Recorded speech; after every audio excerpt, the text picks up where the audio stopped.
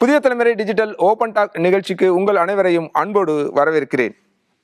108 இடங்களில் வெற்றி பெற்று தனிப்பெரும் கட்சியாக உருவெடுத்திருக்கிறது தமிழக வெற்றி கழகம். 34 விழுக்காடு வாக்கு சதவீதத்துடன் 1.25 கோடி வாக்குகளை பெற்று இன்று களத்தில் நிற்கிறது. புதிய ஆட்சியை அமைக்க தயாராகி கொண்டிருக்கிறது. தாவேகா முன்னிருக்கும் சவால்கள், எப்படி ஆட்சியை அமைக்கப் போகிறது என்பது குறித்தெல்லாம் விரிவாக பேச இருக்கிறோம். அதற்காக விருந்தினர்கள் நம்மோடு இணைந்திருக்கிறார்கள். விஜயோட இந்த வெற்றி, தமிழக வெற்றி கழகத்தை வெற்றியை எப்படி பார்க்குறீங்க? நிச்சயமா முதல்ல நான் உட்பட பலர் இதை சரியாக கணிக்க தவறிவிட்டோம். ஸோ அதை முதல்ல ஒத்துக்கணும். அது இவ்வளவு பெரிய ஒரு அலை உருவாகி கொண்டிருந்தது. அது எப்படி மிஸ் ஆச்சு? சிலர் ஓரளவுக்கு சிறப்பாக செய்வாங்க அப்படிங்கிற சில பத்திரிகையாளர்கள் சொன்னாங்க. பட் இந்த மாதிரி 100 சீட்டுக்கு மேலே வரும் அப்படிங்கிறது கிட்டத்தட்ட I don't think anybody was able to anticipate. So நிச்சயமாக இது ஒரு பிரமிப்பூட்டும் வகையிலான வெற்றி. இதில் ஏன் இது வராது என்று தொடர்ந்து நம்ம எதிர்பார்த்ததுன்னா, சரித்திரத்தினுடைய அடிப்படையில் இப்போ இந்தியாவில் இந்த மாதிரி ஒரு கட்சி தொடங்கி 2 ஆண்டிற்குள் அது ஆட்சி பொறுப்புக்கு வருவது அப்படிங்கிறது ஒரு எக்ஸாம்பிள். முன்னாடி என்டி ராமராவ், அவரும் ஒரு மிகப்பெரிய திரைப்பிரபலம். பட் என்டி ராமராவ் கேஸில் it was only a bipolar contest. அதாவது காங்கிரஸ் ஒரு பக்கம், தெலுங்கு தேசம் ஒரு பக்கம். இந்த மாதிரி மும்முனை போட்டியாக என்டிஆர் சந்திக்க வேண்டிய நிர்பந்தம் அவருக்கு இல்லை. ஸோ முதல் முறையாக ஒரு 2 ஆண்டுக்குள் ஒரு கட்சியை அமைத்து இந்தியாவில் it has not happen. So அதனால இப்போ ஆம் ஆத்மி கட்சி சொல்கிறாங்க, ஆம் ஆத்மி கட்சி அவங்களுடைய முதல் தேர்தலில் டெல்லியில் போட்டியிடும் போது 27 இடங்கள் தான் ஜெயிக்கிறாங்க. அவங்க ஆட்சிக்கு வரல. அதுக்கப்புறம் காங்கிரஸ் ஆதரவு கேட்குறாங்க. அதுக்கப்புறம் அது வேறு விஷயம். பட் ஆம் ஆத்மி கட்சியும் சரி, எந்த ஒரு பஞ்சாபில் வரும்போது 2017 போட்டியிடுறாங்க, 20 சீட்டு வாங்குறாங்க. அதுக்கப்புறம் அவங்க ஆட்சிக்கு வருவது 22 தான். ஸோ எங்கேயுமே இந்த மாதிரி ஒரு கட்சி இப்படி திடீர்னு பிரஜாராஜ்யம் வந்துச்சு. சிரஞ்சீவி கட்சி 18 சீட்டு வாங்கினாங்க, 16% நினைக்கிறேன். ஆமாம். பட் இந்த அளவுக்கு ஸ்பெக்டாகுலராக இந்தியாவில் நடந்ததே கிடையாது. ஸோ நிச்சயமாக அது ஒரு பிரமிப்பூட்டும் விக்டரியாகத்தான் பார்க்கணும். இதற்கு என்ன காரணங்கள் அப்படிங்கிறது இன்னும் கொஞ்ச நாளில் டேட்டாவை ஃபுல்லாக அனலைஸ் பண்ணால் ஓரளவுக்கு நமக்கு ஐடியா கிடைக்கிறதுக்கு வாய்ப்பு இருக்குது. இல்லை, என்ன மனநிலையில் மக்கள் இப்படி வாக்களிச்சிருப்பாங்க? ஒரு மாஸ் மூமெண்ட்டாக விஜய் வரணும் அப்படின்னு நினச்சி பண்ணாங்களா? இல்லை மாற்றம், எல்லாரும் சொல்கிற மாதிரி மாற்றம் இருந்தால் நல்லாயிருக்கும் அப்படின்னு நினைக்கிறவங்க இந்த மாதிரியான முடிவை தேர்வு பண்ணாங்களா? இல்லை திமுக அரசின் மீது அல்லது திமுகவின் மீது இருக்க வெறுப்பு அல்லது ஆன்டி இன்கம்பன்சி அப்படின்னு அதை புரிஞ்சுக்கிறேன். மாற்றம் வேணும் அப்படிங்கிற ஒரு சென்டிமெண்ட் டெஃபினட்டாக இருந்துச்சு. அந்த சென்டிமெண்ட்ல இவங்க மாற்றம் என்றால் தமிழ்நாட்டில் என்ன, திமுக ஆர் அதிமுக, அதான் மாற்றம். ஆனா இப்போ ஒரு புது நபர் வரும்போது இதே மாதிரி திரு விஜயகாந்த் வந்திருக்கிறாரு, அதுக்கப்புறம் திரு சீமான் வந்திருக்கிறாரு, பலர் நாங்கள் மாற்றம் என்று கமலஹாசன் வந்தாரு. எல்லோருமே வரும்போது நாங்கள் மாற்றம் என்று கூறிக்கொண்டுதான் வந்தார்கள். ஆனால் அவர்களை விட வாட் மேக்ஸ் விஜய் டிஃப்ரெண்ட் அப்படிங்கிறது கணிக்க முடியாத ஒன்றாக இருக்கிறது. ஏன்னா சரி, ஒரு ஆர்கனைசேஷன், அவருடைய ரசிகர் மன்றம் 2008 இருக்குது. பட் அந்த ரசிகர் மன்றமுடைய சிலர் உள்ளாட்சி தேர்தலில் போட்டியிடுறாங்க. பட் தமிழக வெற்றி கழகமாக இல்லை, ஜஸ்ட்டு ரசிகர் மன்றமாக அன்அஃபிஷியலாக போட்டியிடுறாங்க. அவங்க சிலர் வெற்றி பெறுகிறார்கள். அப்போ கூட ஒரு ஸ்டேட் வைடு மொமெண்டம். இப்போ நான் எதிர்பார்த்தது சென்னை நகரத்துக்கு சுற்று வட்டாரத்தில் ஒரு பெரிய எழுச்சி நம்மளால் பார்க்க முடிஞ்சது. பட் கிராமப்புறங்களில் அந்த எழுச்சி தொடரும் என்று பலர் எதிர்பார்க்கவில்லை. அது நடந்திருக்கிறது. சில வரவேற்கத்தக்க விஷயங்கள், பணத்தினுடைய தாக்கம், பணம் வீழ்த்தப்பட்டிருக்கிறது. அது நிச்சயமாக நம்ம வரவேற்கணும். ஏன்னா 1000 ரூபா கொடுத்தாங்க, அவங்க 1500 ரூபா கொடுத்தாங்க, இவங்க 3000 ரூபா கொடுத்தாங்க. அது கொடுத்த கட்சிகள் தோல்வி அடைந்திருக்கின்றன. ரெண்டாவது, ஆனா தமிழக வெற்றி கழகத்தின் மீது அந்த விமர்சனம் இருக்கலாம். ரொம்ப சில கேண்டிடேட்ஸ் மேலதான் இருந்து, அது அதிமுக இருந்து வந்தவங்க, வேற கட்சியிலிருந்து வந்த கேண்டிடேட்ஸ் தான் மெயினா அந்த மாதிரி அந்த குற்றச்சாட்டு இருந்தது. ரெண்டாவது, ஜாதி அடிப்படையில் தான் மக்கள் வாக்களிப்பார்கள், தமிழ்நாட்டில் காஸ்ட் தான் அந்த மித்தையும் அப்படிங்கிறது, அந்த மித்தையும் கம்ப்ளீட்டா கிட்டத்தட்ட இதுல என்னன்னா, கேண்டிடேட் பேரும் தெரியாது, கேண்டிடேட் பேக்ரவுண்டு அதுவும் தெரியாது, கேண்டிடேட்டுக்கு என்ன கம்யூனிட்டி, எந்த ஜாதி, எந்த எதுவுமே தெரியாது. ஜஸ்ட் போய் விசிலுக்கு போட்டுட்டு இல்ல அங்கதான் எனக்கு இந்த கேள்வி. இது இப்ப நீங்க சொல்ற மாதிரி ஜாதியை உடைச்சு ஜாதியெல்லாம் பார்க்காம வாக்களிச்சிருக்காங்க அப்படின்னு அதை புரிஞ்சுக்கிறதா, இல்ல ஒரு ஹீரோ ஒர்ஷிப்பா இவரை வந்து ஒரு பிம்ப அரசியலா நிச்சயமா அது அந்த ஃபேக்டரை வந்து நம்ம இக்னோர் பண்ண முடியாதுங்க. ஏன்னா ஒரு பெரிய ஸ்டார் அவங்களுடைய ஃபேவரட் ஸ்டார்னு கூட பலர் இந்த 1.7 கோடி மக்கள் வாக்களித்திருக்கிறார்கள் தாவேகாவுக்கு. அதில் அட்லீஸ்ட் ஒரு 40-50 லேக் ஓட்டர்ஸ் வந்து தங்களுடைய அவர் அந்த ஸ்டார் வேல்யூ வந்து நிச்சயமாக ஒரு தங்களை கவர்ந்திருக்கும். ஸோ எல்லாரும் வந்து அவருடைய தேர்தல் அறிக்கையை படிச்சுட்டு கேண்டிடேட்டோடைய பேக்ரவுண்டை பார்த்துட்டு அதுக்கப்புறம் மற்ற எல்லா அவருடைய ஆளுமை எப்படி இருக்குங்கிறத கணிச்சிட்டு ஓட்டு போட்டாங்களான்னா இல்லை. இவங்க 2 பேருக்கும் ரொம்ப நாள் போட்டாச்சு, ஒரு மாற்றம் தான், ஒரு சான்ஸ் தான் கொடுத்து பார்ப்போமே, அந்த மைண்ட் செட்டில் அவர் ஒரு பெரிய ஸ்டார் அந்த மாதிரி கொடுக்குறாங்க அப்படின்னா ஒன்று ஒரு ஒட்டுமொத்தமா ஒரு பெரிய கிளீன் மெஜாரிட்டியை கொடுத்துருக்கணும். இப்போ அந்த மாதிரி இல்லையே. இல்ல இங்க கொஞ்சம் அங்க கொஞ்சம் இருக்கிறது வந்து என்ன கன்வே பண்ண என்ன சொல்ல விரும்புறாங்க மக்கள்? இல்ல கிளியரா வந்து அவருக்கு 11 சீட்டு தான் ஒன்றும் தேவை. ஆக்சுவலா அவர் வந்து ஒரு சீட் ராஜினாமா பண்ணோம், ஏன்னா 2 இடத்துல ஜெயிச்சிருக்காரு, ஒரு சீட்டு சபாநாயகருக்கு போயிடும். ஸோ உங்களுக்கு 11 சீட்ஸ் அவருக்கு தேவை. 11 சீட்ஸ் வந்து நான் எப்படி பார்க்குறேன்னா ஐதர் ஒரு மைனாரிட்டி கவர்மெண்ட்டாகவே நடத்தலாம். ஏன்னா இவங்க திமுகவோ அண்ணா திமுகவோ இப்போ எதிர்க்க ஓட்டு போட்டு அவங்கள கவுக்கிறதுக்கு முயற்சி இப்போ உடனடியாக செய்ய மாட்டார்கள். ஸோ இப்போ உதாரணத்துக்கு ஆளுநர் அழைச்சாரு, விஜய் யார்கிட்டையுமே போய் என்னை சப்போர்ட் பண்ணுங்கன்னு சொல்லலை. இந்த 107, 108 வச்சுக்கிட்டே உள்ளே போய் கவர்மெண்ட் ஃபார்ம் பண்ணுறாரு. நம்பிக்கை வாக்கெடுப்பு வருது. இவங்க 2 கட்சிகளும் தைரியமாக அந்த கவர்மெண்ட்டை கவுக்க மாட்டாங்க. கவுப்பாங்களா சொல்லுங்கள்? வந்து 10 நாள் ஆகுது. ஸோ நிச்சயமாக அது மக்கள் கோவப்படுவாங்கல்ல. கிட்டத்தட்ட ஒரு மெஜாரிட்டி ஸ்டேஜுக்கு கொடுத்துருக்கோம், அட்லீஸ்ட் அவங்கள ஆட்சி செய்ய விடணும். பட் ஆனால் ஆதரிப்பாங்கன்னு எப்படி நம்ம எடுத்துக்க முடியும்? ஆதரிக்க மாட்டாங்க. ஒரு 20 எம்எல்ஏ ஆப்சென்ட் ஆயிடுவாங்க. 20-30 எம்எல்ஏ இந்த பக்கமோ அந்த பக்கமோ இங்கேயோ அங்கேயோ மற்ற சிறிய கட்சிகள் மறைமுகமா அவங்களுக்கு ஆதரவு தரது, அது மறைமுகமா ஆதரவு தரது தான். ஸோ அந்த மாதிரி நடக்குமே தவிர இல்ல அப்படியான ஒரு முடிவை அதிமுகவோ திமுகவோ எடுக்கக்கூடும் நினைக்கிறீங்களா? என்னை பொறுத்த வரைக்கும் என்டிஏ தரப்புல நான் கேள்விப்பட்ட வரை அவர்கள் இந்த அரசாங்கம் உடனடியாக எந்த பிரச்சனையும் சந்திக்கக்கூடாது என்ற ஒரு எண்ணத்தில் இருக்கிறாங்க. அது எப்படி அதை செயல்படுத்துவார்கள், அது வந்து அதிமுக ஆதரவு கொடுக்குமா இல்லை வந்து ஆப்சென்ட் ஆவாங்களா நம்பிக்கை வாக்கெடுப்பில், அதெல்லாம் தெரியாது.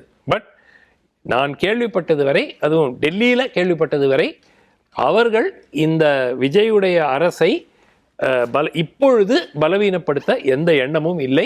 அவர் ஆட்சி அமைக்க வேண்டும் என்றுதான் அவர்கள் விரும்புகிறார். இல்லை என்ன காரணமா இருக்கும் விஜய் வரட்டும், விஜய் இந்த கவர்மெண்ட் இருக்கட்டும் அப்படின்னு? ரெண்டு விஷயங்க. ஒன்று வந்து ஒரு என்டிஏ தரப்பிலிருந்து திமுகவை வீழ்த்துவதுங்கிறது, இப்போ இன்னைக்கு திரு சண்முகம் கம்யூனிஸ்ட் மார்க்சிஸ்ட் கட்சி மாநில தலைவர் என்ன சொல்றாரு, பாஜக உள்ள வரக்கூடாதுங்கிறதுல நாங்க வெற்றி அடைஞ்சிட்டோம். ஸோ இந்த பக்கத்திலிருந்து பார்த்தீங்கன்னா திமுகவை வீழ்த்துறதுல வந்து ஒரு வெற்றி காணப்பட்டிருக்கிறது. அது என்டிஏ தான் அந்த வெற்றியை சாதிச்சாங்களான்னா இல்லை, பட் நடந்துருச்சு, யார் மூலமாகவும் நடந்துருச்சு. ஸோ இப்போ வந்து என்டிஏக்கு வந்து என்ன ஆப்ஷன்? என்டிஏனா நான் அதிமுக சேர்த்து சொல்கிறேன். அவர்கள் வந்து இப்போ உடனடியாக ஒரு பிரச்சனையை உண்டாக்கி திமுகவோட சேர்ந்து ஏதாவது பண்ண முடியுமா? ஏற்கனவே அவங்களுக்கு ஒரு ஐடென்டிட்டி கிரைசிஸ் இருக்கு. அதிமுகவுக்கு ஒரு ஐடென்டிட்டி கிரைசிஸ். அந்த கிரைசிஸை வச்சுக்கிட்டு நீங்க வந்து இந்த கவர்மெண்ட்டை பலவீனப்படுத்துறதுக்கு லாஜிக்கே கிடையாது. பலவீனப்படுத்துறது மட்டும் இல்லை, திமுகவோட சேர்ந்து கோஆபரேட் பண்ணி தான் நீங்க பலவீனப்படுத்த முடியும். அவங்க என்ன பண்றாங்களோ அதே தான் நீங்களும் பண்ணணும். அது நடக்கிறதுக்கான வாய்ப்பு குறைவு. ஸோ உடனடியாக இந்த அரசாங்கத்திற்கு ஒரு பிரச்சனை வரும் என்று நான் எதிர்பார்க்கவில்லை. ஸோ இப்போ இதுதான் ஒரு ஆப்ஷன். இது நீங்க சொல்றது ஒரு வாய்ப்பு. வேற என்ன வாய்ப்புகள்லாம்? கட்சிகள் வந்து இப்போ ராகுல் காந்தி நேத்தே பேசிட்டாரு, அவருடைய வாழ்த்துக்களை தெரிவிச்சிட்டாரு. ஸோ காங்கிரஸ் ஆதரவு கொடுக்கறதுக்கு வாய்ப்பு இருக்கு, பாட்டாளி மக்கள் கட்சி ஆதரவு கொடுக்கறதுக்கு வாய்ப்பு இருக்கு. ஏற்கனவே கம்யூனிஸ்ட் கட்சிகளும் விசிகேவும் சேர்ந்து இப்போ விசிகே தலைவர் திருமாவளவன் சொல்லியிருக்காரு, இப்போ நாங்கள் ஆதரவு கொடுக்கறதா இல்லை, நாங்க திமுக கூட்டணியில தான் தொடர போறோம்னு சொல்லி இருக்கிறார். எதிர்காலத்தில் எல்லா முடிவுகளும் இணைந்தே எடுப்போம்னு சொல்லியிருக்காரு. பட் கம்யூனிஸ்ட் கட்சிகள் திட்டவட்டமாக அந்த ஸ்டான்ஸ் எடுத்திருக்காங்களாங்கிறத பொறுத்து இருந்து பார்க்கணும். இல்ல சண்முகம் செய்தியாளரை சந்திக்கும் போது அவரும் அதை தான் சொல்றாரு. அவர் என்ன சொல்றாருன்னா, இன்னும் அவங்க அழைப்பே விடுக்கல, அது கரெக்ட், அழைப்பு வரட்டும் பார்க்கலாம் அப்படின்னு. அதுதான் அழைப்பு வரட்டும் பார்க்கலாம்னு சொல்றதுக்கும் திரு திருமாவளவன் வந்து இல்லை நாங்கள் திமுகவுடன் தான் இருப்போம்னு சொல்றதுக்கு ஒரு வித்தியாசம் இருக்கு. பிரேமலதாவும் கிட்டத்தட்ட முடியாதுன்றதை சொல்லிட்டாங்க வெளிப்படையாகவே. ஸோ இப்போ மீதி யார் இருக்காங்க? கம்யூனிஸ்ட் கட்சிகள், காங்கிரஸ், பாமக, இவர்களை விட்டா வேற யாருமே இல்லையே. அன்லஸ் நீங்க அதிமுக வந்து ஆதரவு அதிமுக ஆதரவு கொடுத்தால் ஒரு அட்வான்டேஜ் இருக்கிறதுனா ஸ்டேபிள் கவர்மெண்ட் ஆயிடும். இந்த 3 மெஜாரிட்டி 2 மெஜாரிட்டி 3 நாளைக்கு யாராவது கவுப்பாங்களா அந்த டென்ஷன் இருக்காது. ஏன்னா அவங்ககிட்ட ஒரு 47 சட்டமன்ற உறுப்பினர்கள் இருக்காங்க. பட் அதை விஜய் விரும்புவாரா, ஏற்றுக்கொள்வாரா, அதிகாரத்தில் பங்கு கொடுக்கறதுக்கு தயாராக இருப்பாரா, இதெல்லாம் மிகப்பெரிய கேள்விக்குறிகள். அது வந்து எந்த அளவிற்கு தாவேகா அரசாக அது செயல்படும். நீங்கள் 4-5 ஏடிஎம்கே மினிஸ்டர் உட்கார வச்சிங்கன்னா அது வந்து தாவேகா அரசாங்கத்தினுடைய அந்த இண்டிவிஜுவாலிட்டி. ஊழல் கட்சின்னு ஏற்கனவே 2 கட்சியும் சொல்லியிருக்காரு. இல்லை, அங்கதான் என்னோட கேள்வியுமே. ஊழல் கட்சின்னு சொன்ன பிறகு திரும்ப அவங்ககிட்ட எப்படி போய் உங்க ஆதரவு கேட்பாங்கன்னு கேட்கு. ஆதரவு அதாங்க சொல்றேன், ஆதரவு கேட்பாங்கங்கிறது வந்து ஒரு ஸ்டேபிள் கவர்மெண்ட்டை. இப்போ அதுக்கு தான் நான் என்னுடைய ஃபர்ஸ்ட் தாட் என்னன்னா, ஒரு மைனாரிட்டி அரசு நீங்க ஓட்டு போடுங்க பார்ப்போம். அப்போ ஒரு 20 எம்எல்ஏக்கள் ஆப்சென்ட்டாக இருந்துட்டாங்கன்னா நம்பிக்கை வாக்கெடுப்பு முடிஞ்சிடும். அப்புறம் 6 மாதம் டைம் இருக்குது உங்களுக்கு கன்சாலிடேட் பண்ணிக்கிறதுக்கு. கன்சாலிடேட் பண்ணி அது அரசாங்கம் எப்படி போகுது, அதுக்கப்புறம் என்ன நடக்குதுங்கிறது நமக்கு தெரியாது. ஏன்னா we are in totally unknown territory. இப்போது இதே அரசாங்கம் 10 வருஷம் முன்னாடி என்ன செஞ்சாங்க, விஜய் வந்து அப்போ ப்ரீவியஸ் டேர்மில் என்ன பண்ணார், அந்த மாதிரி கம்பேர் பண்ணுறதுக்கு ஒன்றுமே கிடையாது. ட்ராக் ரெக்கார்டாக எதுவுமே கிடையாது. ஸோ என்ன அவர் முடிவு எடுப்பார், ப்ளஸ் இப்போ உதாரணத்துக்கு 24 மணி நேரம் ஆயிடுச்சு, அவருடைய ஸ்டேட்மெண்ட் கூட வரல. இந்த மாதிரி மக்களுக்கு நான் நன்றி தெரிவிக்கிறேன், உங்கள் எதிர்பார்ப்புகளை பூர்த்தி செய்யறதுக்கு இந்த அரசு முழு முயற்சி ஈடுபடும், யூஷுவல் இல்லைன்னா ஒரு வீடியோ. எதுவுமே யூஷுவலான அரசியல் கட்சியா இல்லைன்றதானே இங்க டாபிக்கே ஒவ்வொரு முறையும். இல்லை யூஷுவலாக அரசியல் கட்சி இல்லைங்கிறதுல வந்து சில நன்மைகள் இருக்கு, எல்லாமே நன்மைன்னு நம்ம எடுத்துக்கொள்ள முடியாது. ஸோ வழக்கமான அரசியல் கட்சிகள்னா ஊழல் நிறைந்த கட்சிகள். ஆனால் there is a certain standard operating procedure. அந்த ஸ்டாண்டர்ட் ஆப்ரேட்டிங் ப்ரொசீஜரில் இவங்க மாறுபடுறாங்கங்கிறதுல அதனால அது நல்லதுங்கிறது அர்த்தம் இல்லை. மக்கள்கிட்ட நிச்சயமாக மக்களுக்கு நன்றி தெரிவிக்கிறதுல என்ன தப்பு இருக்கு? ஒரு வாதத்துக்கு இது தொங்கு சட்டப்பேரவை அமைஞ்சிருக்கு அப்படின்னா இதுல பிஜேபியோட ரோல் என்னவா இருக்கக்கூடும்? அதாவது அவங்க பின்னால இருந்து இதை பிளே பண்றதுக்கான வாய்ப்புகள் இருக்கா? பிஜேபி, அதாவது என்னை பொறுத்த வரைக்கும் அவங்க பிஜேபின்னு அவங்க பார்க்கல, என்டிஏன்னு பார்க்குறாங்க. ஏன்னா அவங்களுக்கு ஹோல்டு கிடையாது, ஒரே ஒரு எம்எல்ஏ, அதை வச்சுக்கிட்டு என்ன பண்ண போறாங்க? ஒன்றும் பண்ண முடியாது. ஸோ அவங்க வந்து என்டிஏ அப்படின்ற பேர், என்டிஏ அப்படிங்கிறது வந்து இப்பொழுதுக்கு அவர்கள் விஜயை எதிரியாக உடனடியாக பார்க்கவில்லை. ஸோ எந்த அளவுக்கு வந்து ஒரு க்ளோஸ் அலையா பார்ப்பாங்கங்கிறது நமக்கு தெரியாது. விஜயம் பொறுத்து இருக்கு. எதிர்கால ஆதாயம் அது மாதிரி ஏதாவது கணக்குல வச்சுட்டு அந்த முடிவுக்கு வருவாங்களா? இல்ல, அதாவது இது போக தானே சொல்ல முடியும் இந்த அரசாங்கம் எப்படி செயல்பட போகிறது. மக்கள் ஏன்னா அவங்க கொடுத்துருக்கிற வாக்குறுதி எல்லாம் பார்த்தீங்கன்னா எங்கேயோ இருக்கு. அந்த வாக்குறுதிகள்லாம் நிறைவேற்றுறதுக்கு கிட்டத்தட்ட உங்களுக்கு 3 லட்சம் 4 லட்சம் கோடி உங்களுக்கு பணம் தேவைப்படும். பட்ஜெட்டை விட 3 மடங்கு சொன்னாங்க. ஆமா, அது எங்கிருந்து வரப்போகிறது? ஸோ மத்திய அரசுடைய நெருக்கமாக இருந்து மத்திய அரசு மூலமாக சில திட்டங்களை வந்து பாஸ் ஆஃப் பண்ணுவாங்களா என்ன? ஸோ அதுவும் பிஜேபி பார்த்துட்டு இருக்கோம் இல்லையா? இப்போ பிஜேபி இன்னைக்கு நேற்று பெங்கால் ஜெயித்த பிறகு 22 மாநிலங்களில் ஆட்சி செய்து கொண்டிருக்கிறார்கள். ஸோ அவர்கள் வந்து ஒரு புது கட்சி மீது அழுத்தம் கொடுக்க நினைத்தால் நிச்சயமாக கொடுக்கலாம். எல்லா மாநிலங்கள்லயும் அவங்க என்ன பண்ணாங்க, ஆல்மோஸ்ட் எல்லா மாவட்டத்தையும் பிடிச்சிட்டாங்க. இப்ப தமிழ்நாடு மட்டும்தான். அதுவும் தமிழ்நாட்டில் அவங்க திமுகவுக்கிட்ட அழுத்தமே கொடுக்கல. அது எல்லோருக்குமே பேச்சு பொருளும் ஆச்சு. திமுகவுக்கு ஏன் அழுத்தம் கொடுக்கலங்கிறதே ஒரு பேச்சு பொருளாச்சு. பட் தொடர்ந்து இதே மாதிரி வந்து விஜயை அணுகுவார்களா என்றால் முதலில் நிச்சயமாக அவர்கள் அழுத்தம் கொடுக்கிற உத்தேசம் இல்லை. போக போக விஜய் எப்படி அதுக்கு ரியாக்ட் பண்றாரு, விஜய் எப்படி அணுகிறார், எப்படி செயல்படுறாரு. இப்ப டெய்லி பிஜேபி வந்து எதிர்க்கிற மாதிரி நிலைப்பாடு எடுத்தாருன்னு வச்சுக்கோங்க, அது எவ்வளவு நாளைக்கு பிஜேபி வந்து அதை பொறுத்து இருப்பாங்க? நிறைய விஷயங்கள் இருக்கு. ஸோ என்னை பொறுத்த வரைக்கும் இவருக்கும் பிராக்மேட்டிக்கா இப்பதான் வந்திருக்காரு. ஒரு புது முதலமைச்சர், புது கட்சி, புது சட்டமன்ற உறுப்பினர்கள், அரசியல் அனுபவம் இல்லை. ஸோ முதல் நாளே வந்து நீங்கள் மத்திய அரசுக்கு எதிராக நீங்கள் பிரச்சனை உண்டாக்க ஆரம்பிச்சிங்கன்னா அது வந்து அவ்வளோ அவருக்கும் அது ஒரு பெனிஃபிட் கிடையாது இல்லையா? ஸோ எப்படியுமோ மக்கள் 5 வருஷத்துக்கு ஒரு பொறுப்பை கொடுக்குறாங்கன்னு வச்சுக்கோங்க. ஸோ உடனடியாக இந்த பிரச்சனையை வந்து சமாளிக்க வேண்டிய முன்னெடுத்து வைக்க வேண்டிய அவசியமே இல்லை. விஜயோட இந்த வெற்றி, தமிழக மக்களின் இந்த தேர்வு முடிவை எப்படி பார்க்குறீங்க? முதல் கட்டமாக திருப்பணும் நீங்கள். இல்லை, இது ஒரு வரலாற்று சிறப்புமிக்க வெற்றி தான். நம்ம வாழ்க்கையில் ஒரு முறையோ 2 முறையோ இது மாதிரி பெரிய பொலிட்டிக்கல் நிகழ்வுகளை பார்ப்போம்னு சொல்லுவோம் இல்லையா? அது மாதிரியே ஒரு நிகழ்வை தான் நேற்று சந்திச்சிருக்கிறோம். இதே நம்ம அரங்கிலேயே வந்து நம்ம ஒரு 2 வாரங்களுக்கு முன்னாடி பேசும்போது கடைசி கேள்வியாக கூட, சரி இதில் எந்த சினாரியோவிலையாவது வந்து விஜய் ஆட்சி அமைப்பாரான்னு கேட்டதுக்கு நான் இருந்தேன், டாக்டர் சுமந்த், நண்பர் பிரபாகர், அனைவருமே வந்து அதற்கு வாய்ப்பே இருக்காது அப்படிங்கிறது தான் அனைவருடைய இதுவாக இருக்குது. அது ஒரு ஹியூமிலிட்டியோட இப்போ எல்லாரும் ஏற்றுக்க வேண்டிய தருணம். அனைவரும் கணிசமான வாக்கு சதவீதம் வாங்குவார்கள் என்று எதிர்பார்த்தோம். பட் ஆட்சி அமைக்கக்கூடிய அளவுக்கு முதல் இதிலேயே வருவாங்க அப்படிங்கிறத எதிர்பார்க்கல.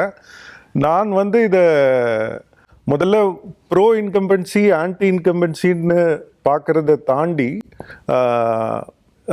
மாற்றம் வேண்டும். இந்த ஒரு தமிழ்நாட்டினுடைய அரசியல் எப்படி வந்து ஷேப் பண்ணப்பட்டிருக்கோ இந்த லாஸ்ட் 50-60 இயர்ஸில், அது இப்போ கொஞ்சம் அது மேலே வந்து ஒரு அயற்சி வந்திருக்கு. அது வெறுப்புன்னு கூட சொல்ல முடியுமான்னு தெரியல, ஒரு அயற்சி இருக்குது. அதுக்கு ஒரு மாற்றத்தை வேணும்ட்டு நினைக்கிற ஒரு குரூப் எப்பயுமே இருந்துக்கிட்டு இருந்திருக்காங்க. அவங்க வந்து இதுவரைக்கும் தன்னை மூன்றாவது இதாட்டு அடையாளப்படுத்தின யாரையும் வந்து அவங்க ஒரு வயபிள் ஆல்டர்னேட்டிவா பார்க்கல. ஸோ ஒரு 20% ஓட், அதுதான் அங்கதான் என்னோட கேள்வியுமே. இதுக்கு முன்னால மாற்றம் வேணும்னு நினைச்சப்ப விஜயகாந்த் வராரு, சீமான் வராரு, கமலஹாசன் வராரு. அவங்க மீதெல்லாம் இல்லாத ஈர்ப்போ அவங்க மீதான இல்லாத நம்பிக்கையோ இவர் மேல எப்படி வந்துச்சு? இல்லை, அது நம்ம வாழும் காலத்தினுடைய ஒரு குறியீடாகவும் எடுத்துக்கணும் அப்படின்ட்டு நினைக்கிறேன். அது நம்ம முன்னாடி இதுலேயும் பேசின மாதிரி, இப்போ அவர் விஜய் வந்து என்ன அஜெண்டாவை முன்வைக்கிறார், என்ன கொள்கை முன்னெடுப்புகளை சொல்கிறார், என்ன நடைமுறைக்கு ஏற்ற திட்டங்களை முன்வைக்கிறாரா, ஒவ்வாத திட்டங்களை முன்வைக்கிறாரா, இல்லை ஆல்ரெடி நடைமுறைப்படுத்தப்பட்டிருக்கிற ஸ்கீமையே அவரும் திரும்பி சொல்கிறாரா, அது எதுவுமே வந்து இங்கே பொருட்படுத்தப்படலை. அவருடைய இது அஸ் எ பர்சனாக ஒரு மெசஞ்சராக அவரை வந்து மக்கள் நம்புகிறாங்க. அவர் வந்து என்ன சொல்கிறாருங்கிறத தாண்டி இவர் சொல்கிறாரு, நான் வரேன், உங்களுக்கு மாற்றத்தை கொடுக்குறேன், உங்களுக்கு ஊழலற்ற ஆட்சியை கொடுப்பேன் அப்படிங்கிற அந்த ஒரு தனி நபர் மேல இருக்கக்கூடிய நம்பிக்கையின் வெளிப்பாடாக தான் வந்து நம்பகத்தன்மையா நம்பிக்கையா தான் பார்க்க வேண்டியதா இருக்கு. அந்த சிச்சுவேஷன்ல தான் இந்த மாறுபட்ட நம்ம ஒரு சமூக ஊடகங்களின் காலம், அதுல வந்து இப்போ இது எல்லாருக்குமே ஒரு they have rewritten the playbook of how elections வந்து எப்படி நடத்தணும் அப்படிங்கிறதையே வந்து ஒரு புது சூழ்நிலைக்கு ஏற்றவாறு அவங்க பண்ணியிருக்கிறாங்க. அது நல்லதா கெட்டதா, இது நெடுநாள் நீடிக்குமா, மற்றவங்களும் இதுக்கு ஏற்றவாறு மாறிக்கொள்ள வேண்டுமா அப்படிங்கிறதெல்லாம் நம்ம இன்னும் வந்து பொறுத்திருந்து தான் பார்க்க வேண்டும் அப்படின்ட்டு நினைக்கிறேன். திரு சிவபிரியன், உங்களுடைய பார்வை இது யாராலுமே கணிக்க முடியாம போனதுக்கு என்ன காரணம் நினைக்கிறீங்க? விஜய் ஆட்சிக்கு வருவாரு, இல்லை ஆட்சி அமைப்பாரு, அல்லது இத்தனை இடங்களை பெறுவார் அப்படின்றத யாராலுமே கணிக்க முடியாது. ஈவன் எக்ஸிட் போல்ல வரைக்குமே நம்ம பேசின வரைக்கும் அதுக்கான சாத்தியக்கூறு எதுவுமே இல்லை அப்படின்னு நம்ம பேசிட்டு இருந்தோம். அதை ஏன் கணிக்க முடியாமல் போயிடுச்சு? எங்க மிஸ் பண்ணிட்டோம்னு நினைக்கிறேன்? இல்லை, மிஸ் பண்ணுறதுனா எல்லாருக்கிட்டேயும் வந்து நான் சேஞ்ச் ஸ்வீப்பிங் தமிழ்நாடு அப்படின்னு ஒரு ரிப்போர்ட்டர்ஸ் டைரியே எழுதினேன். அந்த ரிப்போர்ட்டர்ஸ் டைரியில் கூட பார்த்தீங்கன்னா எல்லா இடத்துலையும் மாற்றத்தை பற்றி பேசுகிறாங்க. நீங்கள் அதை குறிப்பிட்டே எழுதினீங்க. விஜய் மாற்றம் அப்படிங்கிற வார்த்தை உங்களோட பயணித்து கொண்டே இருக்கிறது. கடந்த தேர்தல்களில் எப்படி திமுக அதிமுக பயணிக்குமோ அந்த மாதிரி வந்து பயணிச்சுக்கிட்டே இருக்குங்கிற வாதத்தை நான் வைத்தேன். ஆனால் அந்த ஆர்டிக்கிள் நான் எழுதும்போது கூட விஜய் அவர்கள் வந்து ஒரு 25% தொடுவார், ஒரு 25லேருந்து மேக்ஸிமம் போனால் ஒரு 28, அதுக்கு மேலே போக மாட்டார் அப்படிங்கிற எண்ணம் தான் இருந்தது. ஏன்னா அவ்வளவு பெருவாரியான சுலபமாக அந்த மாதிரி தான் இருந்தது. இல்லை, அவ்வளவு சுலபமாக இவங்களுடைய அந்த என்ட்ரென்ச்ட் இந்த 2 பொலிட்டிக்கல் பார்ட்டிஸையும் பிரேக் பண்ண முடியாது அப்படிங்கிறது தான் எண்ணமாக இருந்தது. ஏன்னா எங்கே போனாலும் இது வந்து இப்போ சொல்கிறதுனால நிறைய பேர் ஏன் இப்படி சொல்கிறாங்கன்னு கூட கேட்கலாம். ஆனால் நிறைய இடங்களில் தாவேகாவுக்கு ஓட்டு போடுறேன்னு சொன்னவங்களே கூட இந்த முறை திமுக வர்றதுக்கு தான் வாய்ப்பு அதிகமாக இருக்குது, ஆனாலும் நாங்கள் தாவேகாவுக்கு போடுறோம் அப்படின்னு சொன்னாங்க. அப்படின்னு சொன்னவங்க நிறைய பேரை நானே வந்து மதுரையில், தூத்துக்குடியில், எல்லா ஊர்லேயும் கேட்டேன். பட் அந்த மாற்றம் அப்படிங்கிற அந்த வார்த்தைக்கு வந்து ஒரு பெரிய ஒரு வெயிட் இந்த முறை இருந்ததை நான் பார்க்க முடிஞ்சது. அந்த வெயிட்டை கொடுத்தது வந்து விஜய், வேற யாருமே கிடையாது. நீங்கள் பொன்வசந்த் கிட்ட கேட்ட கேள்விக்கு நானும் பதில் சொல்லணும்னு நினைக்கிறேன். அது மற்றவங்கெல்லாம் கொடுக்காத சொல்லும்பொழுது அதை ஏற்றுக்கொள்ளாததற்கும் விஜய் அதை சொல்லும்போது ஏற்றுக்கொள்வதற்கும் இருக்கக்கூடிய அந்த வித்தியாசம் என்னன்னு பார்த்தீங்கன்னா, கமலஹாசன் அவர்கள் அரசியலுக்கு வந்த போதோ, ரஜினி நான் வருவேன் என்று சொன்ன போதோ, விஜயகாந்த் வந்த போதோ, இவங்க எல்லாம் வந்து நேற்றைய மனிதர்களாக இருந்தார்கள். They men of yesterday. Vijay வந்து is a man of today. அவர் வந்து இன்றைய மனிதர். ஒரு 18 வயதுக்கு உட்பட்ட முதல் முறை வாக்காளருக்கும் விஜயோட ரிலேட் பண்ண முடியும். ஒரு 50 வயதுக்கு உட்பட்டவருக்கும் விஜயால் அவர்கள் மொழியிலேயே அவர்கள் மொழியில பேசுறது அவங்க வந்து ரிலேட் பண்ண முடியும். ஸோ இப்போ வீட்டில் ஒரு 10 வயசு குழந்தை இருக்குன்னா அந்த குழந்தைக்கும் வந்து விஜயோட ரிலேட் பண்ண தெரியும். ஸோ விஜய் என்ன பண்ணாருன்னா, இந்த ஒரு இமோஷனல் அப்பீலை என்ன பண்ணார்னா, அவர் வீட்டுக்குள்ளே இருந்துக்கிட்டே அவர் வந்து இந்த இமோஷனல் அப்பீலை வந்து ரொம்ப அழகாக ப்ளே பண்ணி ஜென்சி கிட்ட பேசுறது, இந்த குழந்தைங்க கிட்ட பேசுறது, டைரக்டாக 40-50 வயதுக்கு மேற்பட்டவர்கள்ட்ட பேசுனீங்கன்னா என்ன ஆகும்னா, அவங்க வந்து கொள்கை கேட்பாங்க.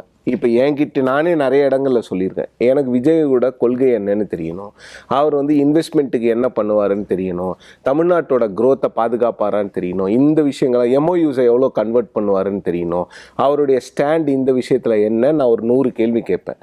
ஆனால் அந்த குழந்தைகளோ இல்லை அந்த ஜென்சி கிட்ஸோ அவ்வளவு கேள்விகளை கேட்க மாட்டாங்க. அவங்களுக்கு வந்து அந்த ஜென்சி கிட்ஸை பொறுத்த வரைக்கும் அந்த 18லேருந்து 25 வயசுக்கு நம்மளும் அந்த வயதை கடந்து தான் வந்திருக்கோம். அது வந்து ஒரு ரிபெலியஸ் ஏஜ்.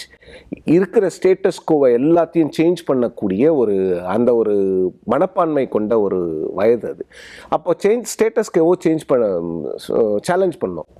அது என்ன, திமுக அதிமுக தான் இருக்கணுமா, புதுசாக ஒருத்தர் வரக்கூடாதா? ஓகே, வரலாம். அவர் என்ன மாற்றத்தை கொடுப்பாருன்னு கேட்டிங்கன்னா கொடுப்பாரு. என்ன கொடுப்பாருன்னா கொடுப்பாருங்க, பொறுத்திருந்து பாருங்க, இவங்களுக்கு கொடுக்கும்போது இவங்களுக்கு என்ன எக்ஸ்பீரியன்ஸ் இருந்துதான் அப்படிங்கிற பதில் வருது. ஸோ அந்த அவர் வந்து ரொம்ப அழகாக ப்ளே பண்ணியிருக்காங்கன்னு நினைக்கிறேன். அவங்க வந்து மற்ற கட்சிகள் மாதிரி ஒரு கன்வென்ஷனல் பிரச்சாரத்துக்கு வரல. அந்த விஜய் அப்படிங்கிற அந்த கல்ட்டை எந்த அளவுக்கு மில்க் பண்ண முடியுமோ அந்த அளவுக்கு அந்த கல்ட்டை மில்க் பண்ணியிருக்காங்க. நான் இன்னைக்கு ஒரு கட்டுரையை எழுதியிருக்கேன். அந்த கல்ட்டை வந்து எப்படி என்ன அழகாக வந்து ரொம்ப சிம்பிளாக மக்கள்கிட்ட கொண்டு போய் சேர்த்துருக்குறாங்க. விஜய் அவர்கள் வந்து மற்ற தலைவர்கள் திரு ஸ்டாலின் அவர்களை போன்றோ இல்லை திரு எடப்பாடி பழனிசாமி அவர்களை போன்றோ உழைக்கவில்லை.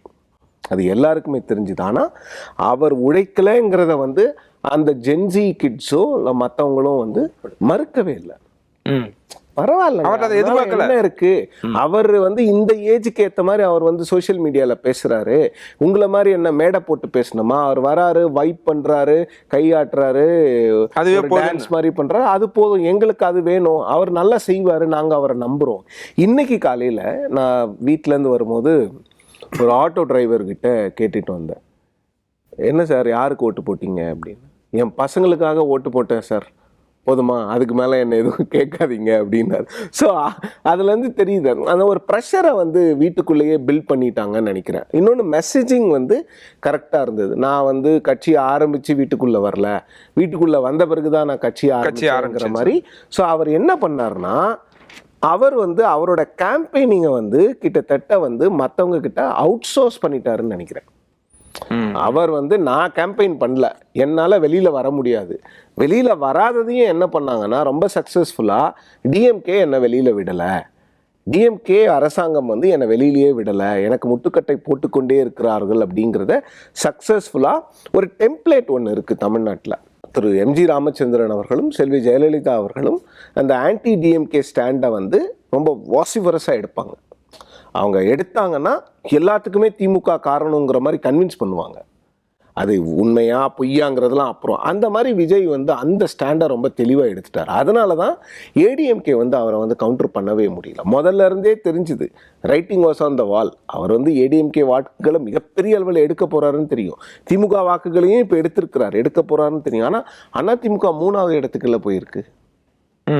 திமுக எதிர்கட்சியாக 10 வருடம் இருந்திருக்கிறது, 13 வருடம் இருந்திருக்கிறது. அதெல்லாம் திமுகவுக்கு எதிர்கட்சியாக இருக்கிறதெல்லாம் ரொம்ப பழக்கப்பட்ட ஒரு விஷயமாக இருக்கிறது. ஆனால் அதிமுக முதல் முறையாக 5 வருடத்துக்கு மேல் வந்து ஆட்சிக்கு வராமல் இருப்பது இதுதான் முதல் முறை. ஸோ அப்போ என்னன்னா எஸ்டாப்ளிஷ் எதிர்கட்சின்ற இடத்தையும் இழந்துட்டாங்க. ஸோ அப்போ என்னன்னா இது வந்து ஒரு வித்தியாசமான சட்டமன்றம். திராவிட கட்சிகள் இல்லாத கட்சிகள் வந்து ட்ரெஷரி பெஞ்சஸில் உட்காந்துட்டு இருப்பாங்க, திராவிட கட்சிகள் ரெண்டும் வந்து ஆப்போசிஷன் பெஞ்சஸில் உட்காந்துட்டு இருக்க போகிறாங்க. ஸோ இது என்னன்னா அவங்க வந்து அந்த வெற்றியை வந்து சாத்தியப்படுத்தினது எப்படின்னு பார்த்தீங்கன்னா இப்படி தான், அந்த கேம்பெயின் அப்படிங்கிறதையே வந்து அவுட் சோர்ஸ் பண்ணிட்டாங்க. அவங்களோட சப்போர்ட்டர்ஸ்க்கு, அவங்களுடைய ஃபேன்ஸ்க்கு எல்லாருக்கும் அவுட் சோர்ஸ் பண்ணிட்டு நீங்கள் என்ன ஜெயிக்க வைங்க, இப்படி நடந்ததாக தான் நான் புரிஞ்சுக்கிறேன். இன்னொன்று அதில் ஒரே ஒரு பாயிண்ட் மட்டும் அதில் ஆட் பண்ணிக்கலாம்னா, சார் எப்படி அந்த எல்லா ஏஜ் குரூப்புக்கும் அவர் ரீச் பண்ணுறதை வந்து கேர்ஃபுல்லாக அவருடைய ஏஜ், அவருடைய பர்சனாலிட்டியை அதுக்கு ஹெல்ப் பண்ணிச்சோ, இன்னொன்று எந்த ஒரு பர்டிகுலர் கம்யூனிட்டியவோ அவருடைய ஓட்ஸ் இன்னைக்கு பார்த்தீங்கன்னா across the state, cutting across cost lines, community lines, religious lines எல்லாமே இருந்திருக்கு. இப்போது திமுக வந்து ரொம்ப ஃபோர்ஸ்ஃபுல்லாக எடுக்கிற மாதிரி நாங்கள் சனாதனத்தை எதிர்ப்போம், வேறறுப்போம், அது வந்து ஒரு சில அந்த மாதிரியான ஸ்ட்ராட்டஜி தான் ஜெயிக்குதா? இப்ப ஒரு சித்தாந்தமா நான் இதுதான் அப்படின்னு சொல்லி வர்றதுக்கும் இல்ல அது எதுவுமே சொல்லாம வர இப்போ அது ஜெயிச்சிருக்கிற மாதிரி தான் தெரியுது. இவர் வந்து ரொம்ப எப்படி கேர்ஃபுல்லா வந்து அவருடைய மெசேஜிங் இருந்ததோ, அந்த ஒரு கண்டென்ஷியஸ் கான்ட்ரவர்ஷியல் இஷ்யூஸ்ல, இப்போ திருப்பரங்குன்றம் இஷ்யூல வந்து அவர் கருத்து தெரிவிக்கல, சாதி ஆணவ கொலை கவின் படுகொலை நடந்தப்ப அவர் கருத்து தெரிவிக்கல. அதே மாதிரி திமுகவுடைய சாதி மத சனாதன எதிர்ப்பு எப்படி இருக்குன்னா, நாங்க கோயிலுக்கு போக மாட்டோம், தீபாவளிக்கு வாழ்த்து சொல்ல மாட்டோம் அப்படிங்கிற மாதிரி இருக்கு.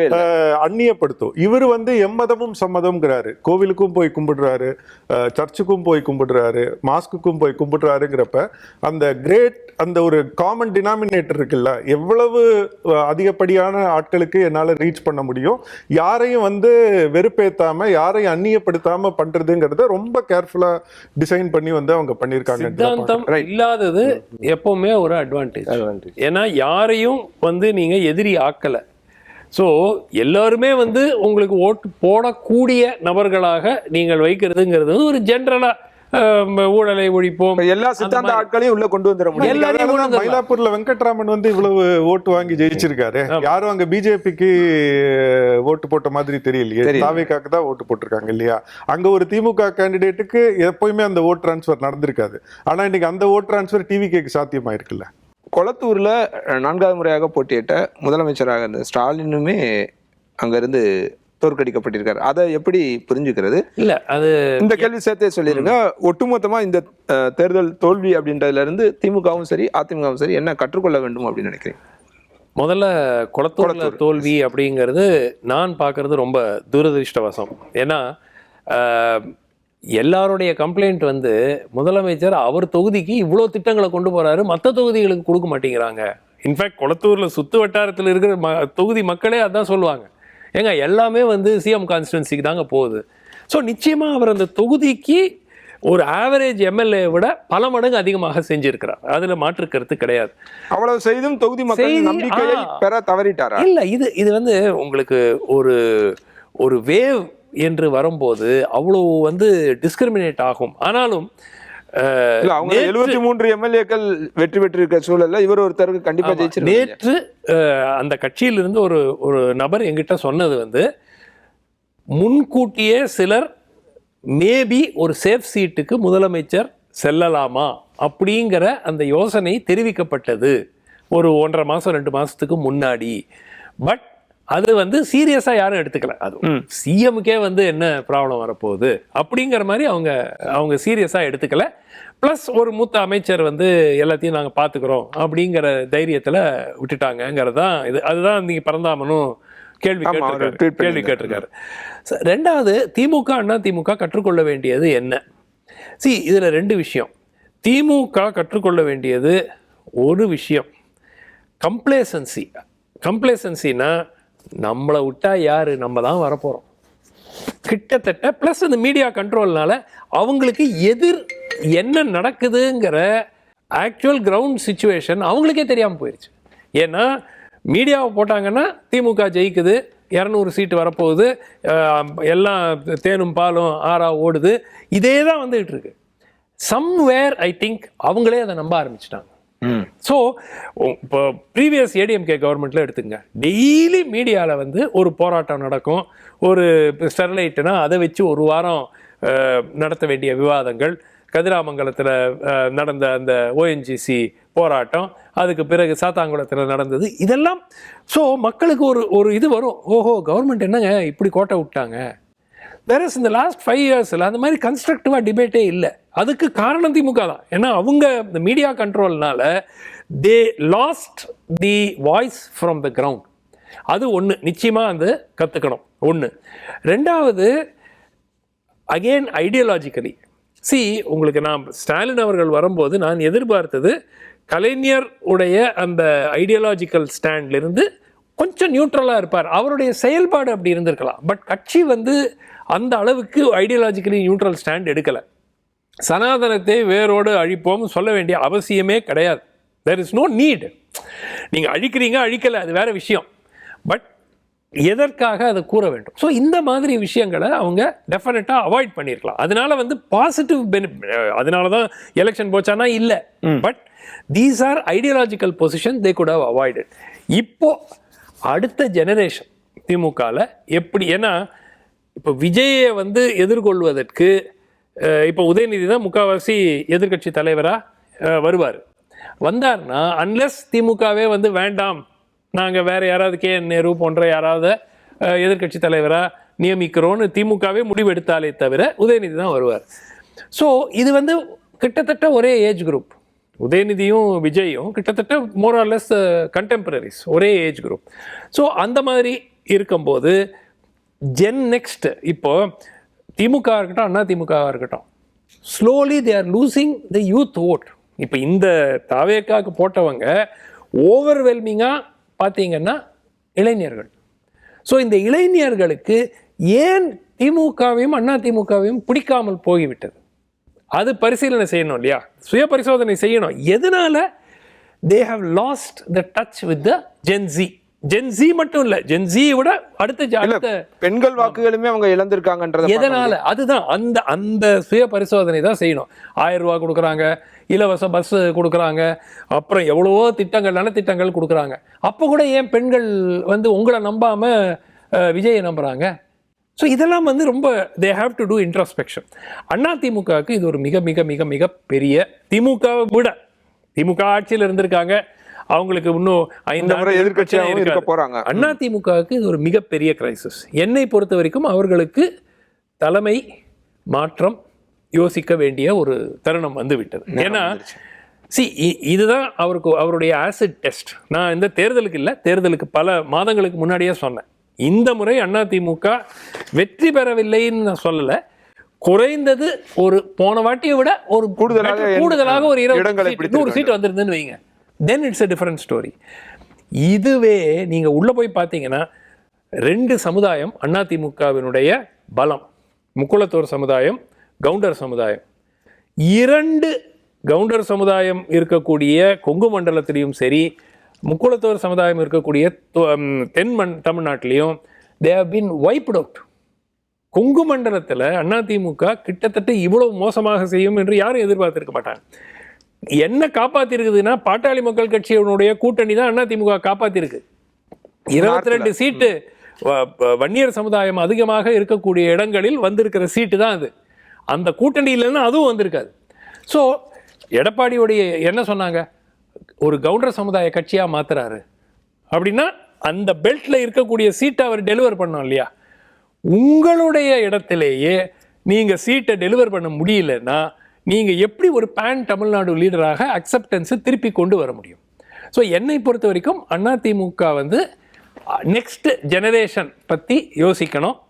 அவங்களுடைய பிரச்சனைகள் திமுகவுடைய பிரச்சனைகளை விட பல மடங்கு இன்றைய சூழலில் அதிகமாக இருக்கிறது. ரைட். இப்போ திமுக கூட்டணியாக இருக்கட்டும் இல்லை அதிமுக கூட்டணியிலிருந்து ஒரு கூட்டணிக்கு வேணும், இப்போ பெரும்பான்மை நிரூபிக்க வேணும்னு சொல்லி அவங்களை அப்ரோச் பண்ணால் அவங்க போகிறதுக்கான வாய்ப்புகள் இருக்கா? நிச்சயமாக திமுக உறுதியாக போகாது. அதிமுகவை பொறுத்த வரைக்கும் இந்த இன்டைரக்டா இந்த ஒரு 20 பேர் ஆப்சென்ட் ஆகுது அந்த மாதிரி ஏதாவது நடக்கலாமே தவிர, பட் அதிமுகவுக்கு ஒரு ஃபார்மல் இன்விடேஷன் வந்தா அவர்கள் ஏற்றுக்கொள்வதற்கு வாய்ப்பு இருக்கிறது. ஏன்னா it gives them a foot in the door. 5 வருஷத்துக்கு ஆட்சி இல்லாமல் இன்னும் ஒரு 5 ஆண்டு காலம் ஆட்சி இல்லாமல் இருப்பதற்கு அட்லீஸ்ட் ஒரு கோலிஷன் கவர்மெண்ட்ல ஒரு ஜூனியர் பார்ட்னரா இருக்கலாம் அப்படிங்கிறதுக்கு ஒரு வாய்ப்பு இருக்கிறது. ஸோ அதை அவர்கள் பரிசீலிக்கலாம். பட் விஜய் அழைப்பாரா? அவருக்கு தேவையா அதிமுக?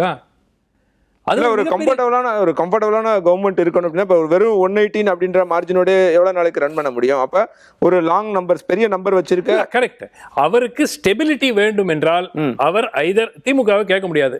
திமுகவுக்கு எதிராக தான் நான் அரசியலுக்கே வந்திருக்கேன், அரசியல் வந்து அதுக்கு தான் மக்கள் அங்க கொண்டு வந்து வச்சிருக்காங்க. இப்போ பிஜேபியும் இல்ல, ஒரு சீட்டு அவங்க ஓரமா உட்கார போறாங்க. சோ அதிமுகவுக்கும் விஜய்க்கும் பெரிய பிரச்சனை இருப்பது போல் எனக்கு தெரியவில்லை. ஸோ தாராளமாக அதிமுகவை கேட்டால் அதிமுகவும் அதை ஏற்றுக்கொள்வது. ப்ளஸ் இவருக்கு என்ன அட்வான்டேஜ்னா எக்ஸ்பீரியன்ஸோட ஒரு 4 பேர் உள்ளே வந்துடுவாங்க கவர்மெண்ட்டில். சீனியர் மினிஸ்டர்ஸ், முன்னாள் அமைச்சர்கள் எல்லாம் இருக்கும்போது ஒரு அளவுக்கு உங்களுக்கு இந்த அரசை நடத்துறதுக்கு ஒரு 4-5 பேர் இருப்பாங்க.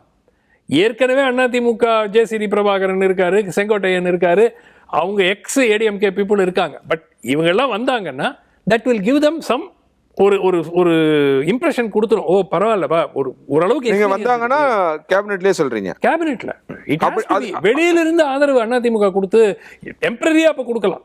பட் அது வந்து ஒரு லாஸ்டிங் சொல்யூஷன். அதை விஜய் விரும்பி செய்வார் நினைக்கிறீங்களா? விஜய் வந்து கேட்பாரா அப்படிங்கிறது நான் கேள்விப்பட்டவரை இப்போ சமீபத்தில் இப்போ ஒரு செய்தி ஒன்று பார்த்தேன். தட் தாவேகா வந்து அருண்ராஜ் பேசி கொண்டிருக்கிறாருன்னு ஜாக்கா ஜேக்கப் டெல்லியிலேருந்து போட்டிருக்காரு.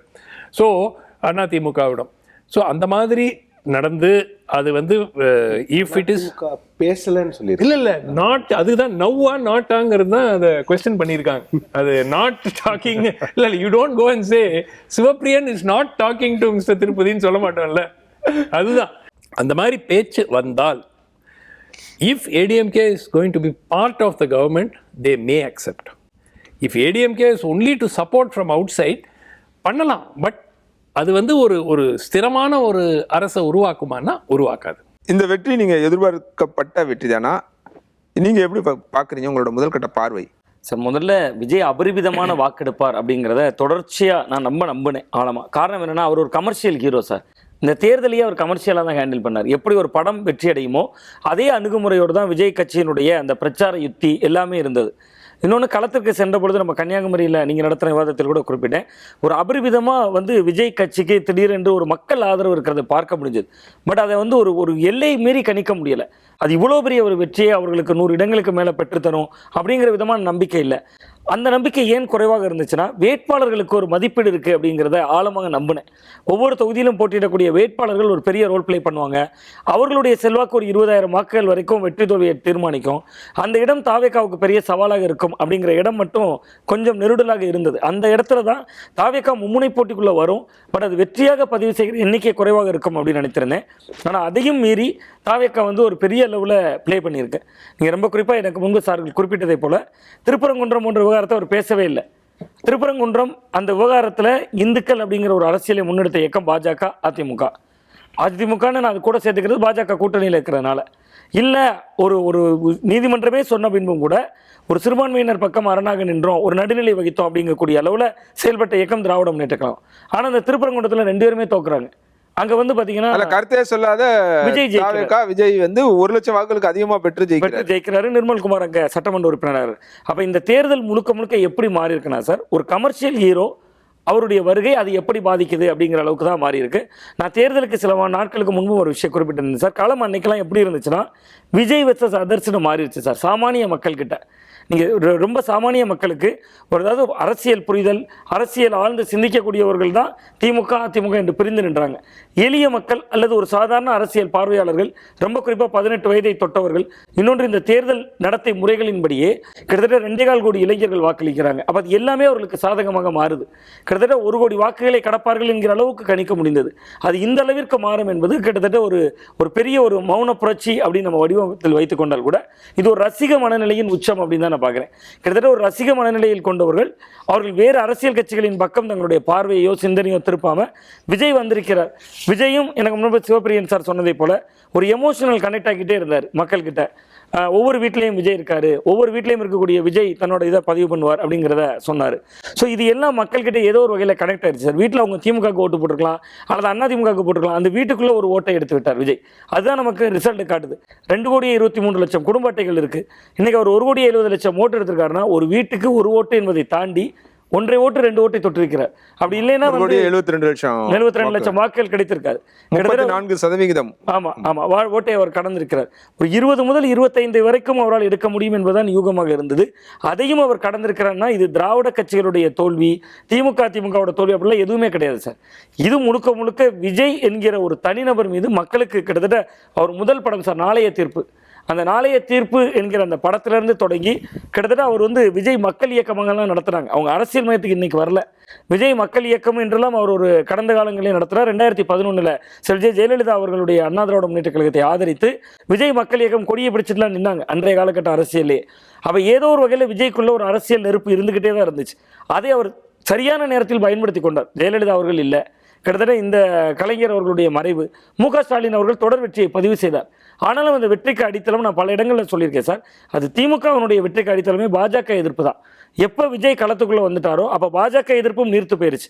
பாஜக எதிர்ப்பு நீர்த்து போயிருச்சுன்னு எப்படி சொல்கிறோம்னா, ஒட்டுமொத்த தமிழக மக்கள்கிட்ட கன்னியாகுமரி மாவட்டம் தான் பாஜக அவருடைய கோட்டை. 4 தொகுதிகள் அங்கே 3வது இடம் வந்திருக்காங்க. 4 தொகுதிகள் அங்கே மட்டும்தான் போட்டிடுறாங்க.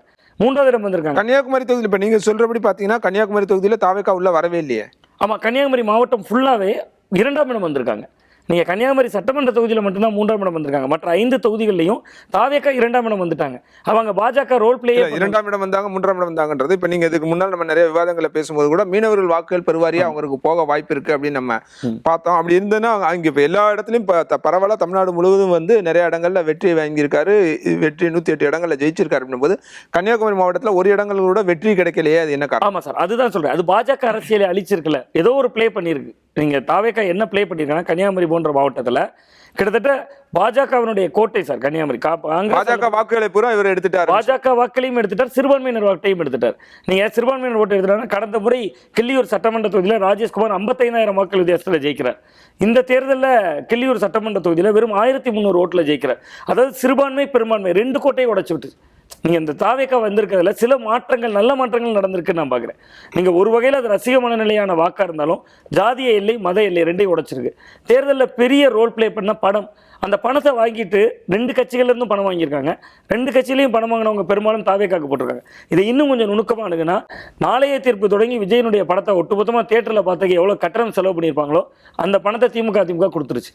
அவங்க ஓட்டை விஜய்க்கு போட்டுட்டாங்க. அப்படியா நான் ஒரு நகைச்சுவையாக இது சொன்னாலும் கூட அதுதான் கலை யதார்த்தமாக நான் பார்க்குறேன். நீங்கள் 2 கட்சிகளும் பணம் கொடுத்ததே விஜய்க்கு ப்ளஸ்ஸாக மாறுது சார். 2 கட்சிகளும் பணம் கொடுக்குறப்ப ஒரு கட்சி 2000 கொடுக்குது, ஒரு கட்சி 2000 கொடுக்குறாங்கன்னா 2ஐயும் வாங்குற ஒரு சாமானிய வாக்காளன் பொருத்தி பார்க்குறான். ஒரு கட்சி ஒன்றுமே நமக்கு தரல, நாம் தமிழரும் தரல. பட் அது வந்து ஒரு கவர்ச்சி பிம்பம் இல்லை. சீமான் வந்து ஒரு எழுச்சி பிம்பம், அவ்வளோதான். அவர் வந்து கருத்தியலாக பேசுகிறார். விஜய்கிட்ட கருத்தியலே இல்லை. அவர் ஒரு படத்தில் சொல்லுவார் சார், உசுப்பேத்திரவன்ட்ட உம்முனும் கடுப்பேத்திரவன்ட்ட கம்முன்னு இருந்தால் வாழ்க்கை ஜம்முன்னு இருக்கும். அதை அப்படியே அரசியலுக்கு பொருத்தி இருக்கிறார். பாஜக எதிர்ப்பாக பேசலை, திமுகவை மட்டும் விமர்சிக்கிறார். ஏன்னா தமிழ்நாட்டில் திமுக ஆட்சியில் இருக்குது. அப்போ அங்கே திமுகவை எதிர்த்து பேசுகிறாலும் திமுக யாரை கொள்கை தலைவர்களாக சொல்லுதோ, பெரியாரை இவரும் எடுத்துக்கிறார் கொள்கை தலைவர். இந்த உலகத்திலே கொள்கை தலைவர் கிட்டத்தட்ட திமுக சித்தாந்தத்தை தானே முழுக்க ஃபாலோ பண்ண. ஆமாம் அதை அப்படியே எடுத்துக்கிறார். ஆனால் அந்த திமுகவை எதிர்க்கிறார். அப்போ உங்களுக்கு அவர், நான் தொடர்ந்து சொல்கிறேன் சார், திமுக ஓட்டை ஒரு கடுமையாக குமரி மாவட்டத்தில் சேதப்படுத்துகிறார், தென் மாவட்டங்களில் சேதப்படுத்த. அதான் உங்களுக்கு அந்த ரிசல்ட்டில் பார்த்தோம் சார். ராதாபுரத்தில் தாவேக்கா ஜெயிச்சிருக்கு, மீனவர்கள் ஓட்டு ஃபுல்லாக ஒன் சைடாக போயிருக்கு. இன்னொன்று சார், ஜாதிய கோட்டை கடந்திருக்கு தாவேக்கா. நீங்கள் நாங்குநேரி போன்ற தொகுதிகள் ஒரு உதாரணத்துக்கு எடுத்துக்கிட்டிங்கன்னா, அமமுக வேட்பாளர் தோல்வியடைகிறார், 35,000 ஓட்டில் சுருங்கி போகிறார். அந்த தொகுதியில் கடந்த தேர்தல் ஹிஸ்ட்ரி எடுத்தோன்னா ஃபார்வர்ட் பிளாக் நின்னா கூட கண்ணை மூடிட்டு 20,000 ஓட்டு போடுவாங்க. இங்கே சசிகலாவோட ரோலே இல்லை பாருங்கள் சவுத்தில்.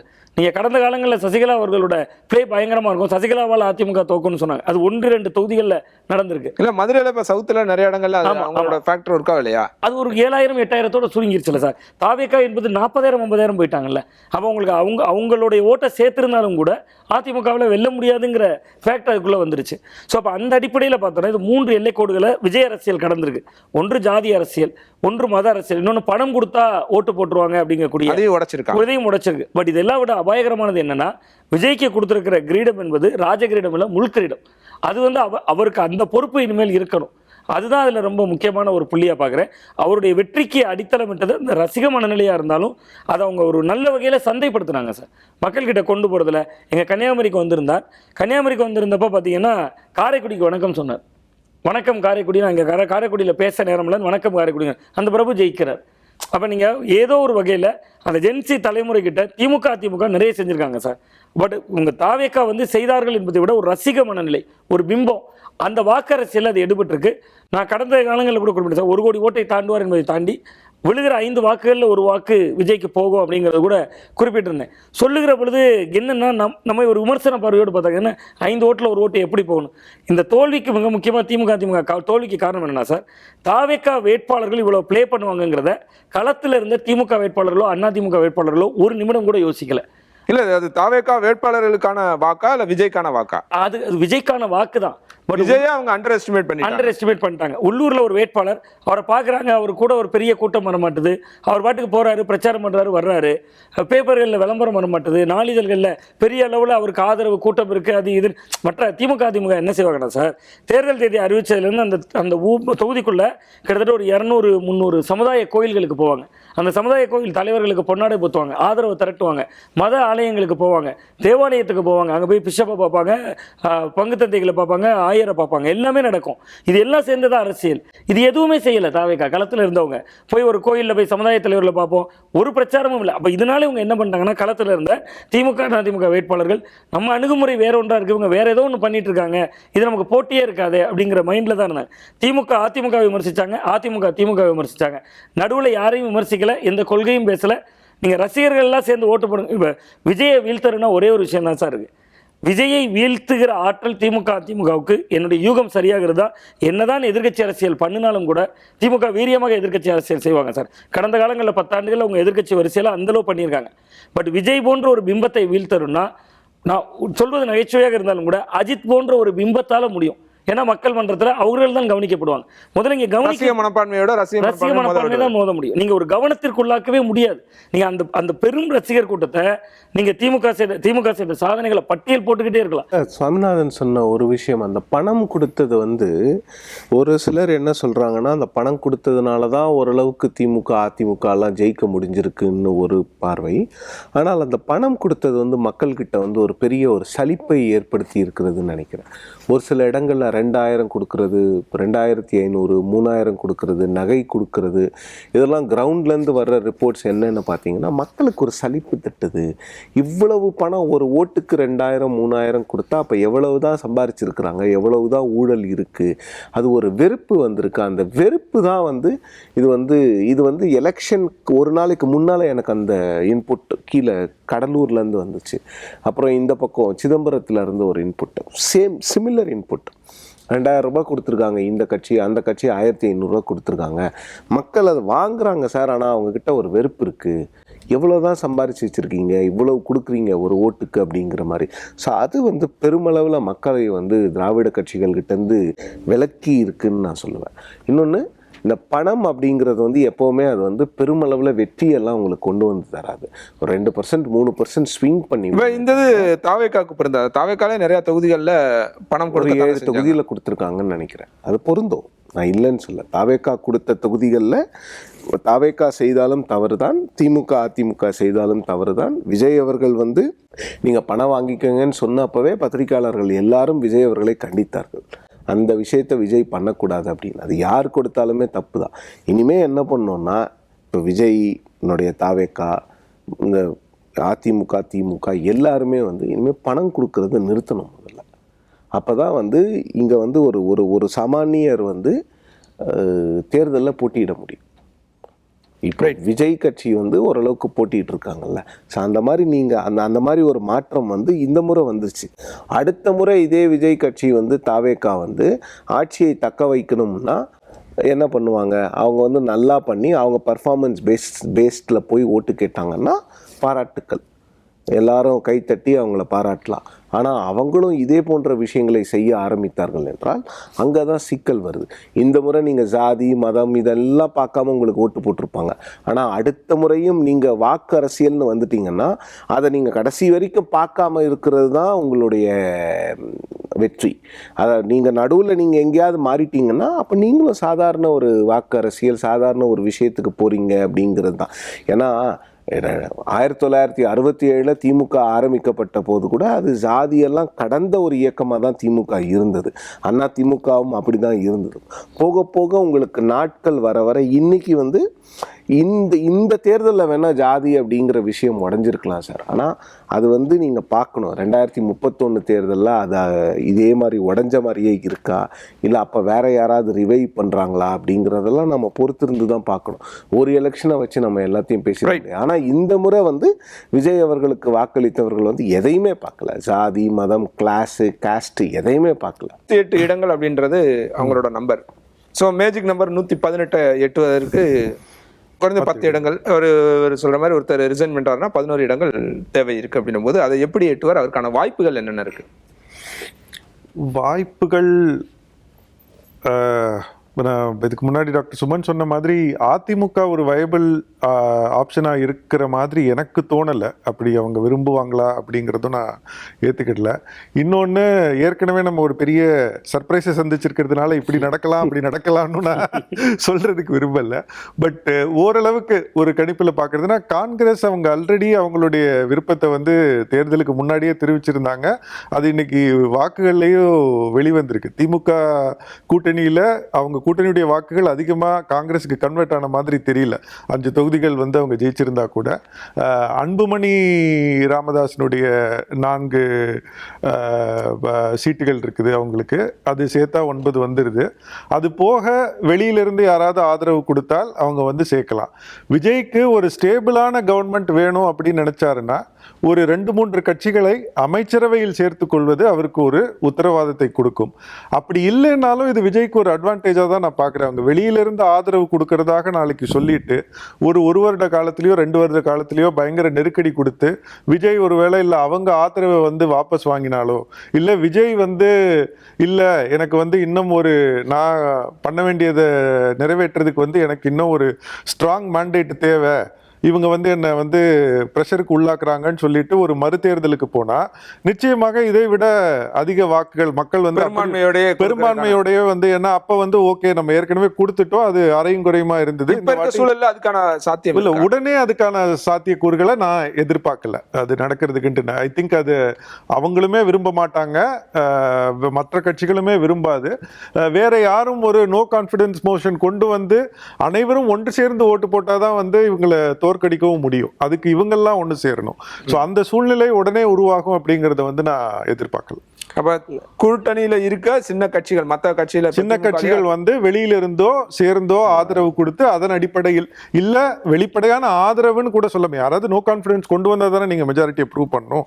நீங்க ஆட்சி அமைங்க, நாங்க இருந்துக்கிறோம், இஷ்யூ பேஸ்டா பாத்துக்கலாம், அந்த மாதிரி ஒருவேளை லெப்டோ மற்ற கட்சிகளோ ஆட்சியை அமைக்கிறதுக்குமே பெரும்பான்மை எண்கள் வேணும் இல்லையா? இல்ல, அப்படி நம்ம தனிப்பெரும் கட்சியாட்டு வந்து இது பண்ணலாம், அதுக்கப்புறம் மெஜாரிட்டியை வந்து ப்ரூவ் பண்றதுக்கு டைம் கொடுப்பாங்க அப்படின்னு நினைக்கிறேன். சிவபிரியன் சார் வேணா கரெக்ட் பண்ணலாம். இல்ல, இப்போ விஜய் அவர்கள் வந்து என்னைக்கு ஆளுநரை சந்திக்கிறாரோ அன்னைக்கு எனக்கு இத்தனை எம்எல்ஏக்களினுடைய ஆதரவுகள் இருக்குன்னு அவங்களுடைய பெயர்களையும் அந்த கடிதங்களையும் கொடுத்த பிறகு அதை ஆலோசித்து ஆளுநர் வந்து இம்மீடியட்டாக அவருக்கு வந்து you are being appointed as a chief minister அப்படின்னு சொல்லிட்டு ஒரு கடிதத்தை கொடுப்பார். அதற்கு 118 வேணும்னு இல்ல 118 வேணும்னு உங்களுக்கு வந்து கவர்னருக்கு சட்டத்தில் என்ன இருக்குன்னா, ஒன்று சிம்பிள் மெஜாரிட்டி இருக்கணும், இருந்துட்டா கவர்னர் வந்து அந்த லிஸ்ட்டை பார்த்துட்டு உங்களுக்கு அப்பாயின்மெண்ட் ஆர்டர் கொடுத்துருவாரு, உங்களை முதலமைச்சராக பதவி ஏற்க வைத்து விட்டு உங்களை செயல்பட அனுப்பிவிடுவார். அப்படி இப்போ இருக்கிற சுச்சுவேஷன் 108, இன்னும் ஒரு 10 பேர் தேவை, ஆனால் உங்ககிட்ட இல்லைங்கிறது தெளிவாக தெரியுது. அப்படின்னும் போது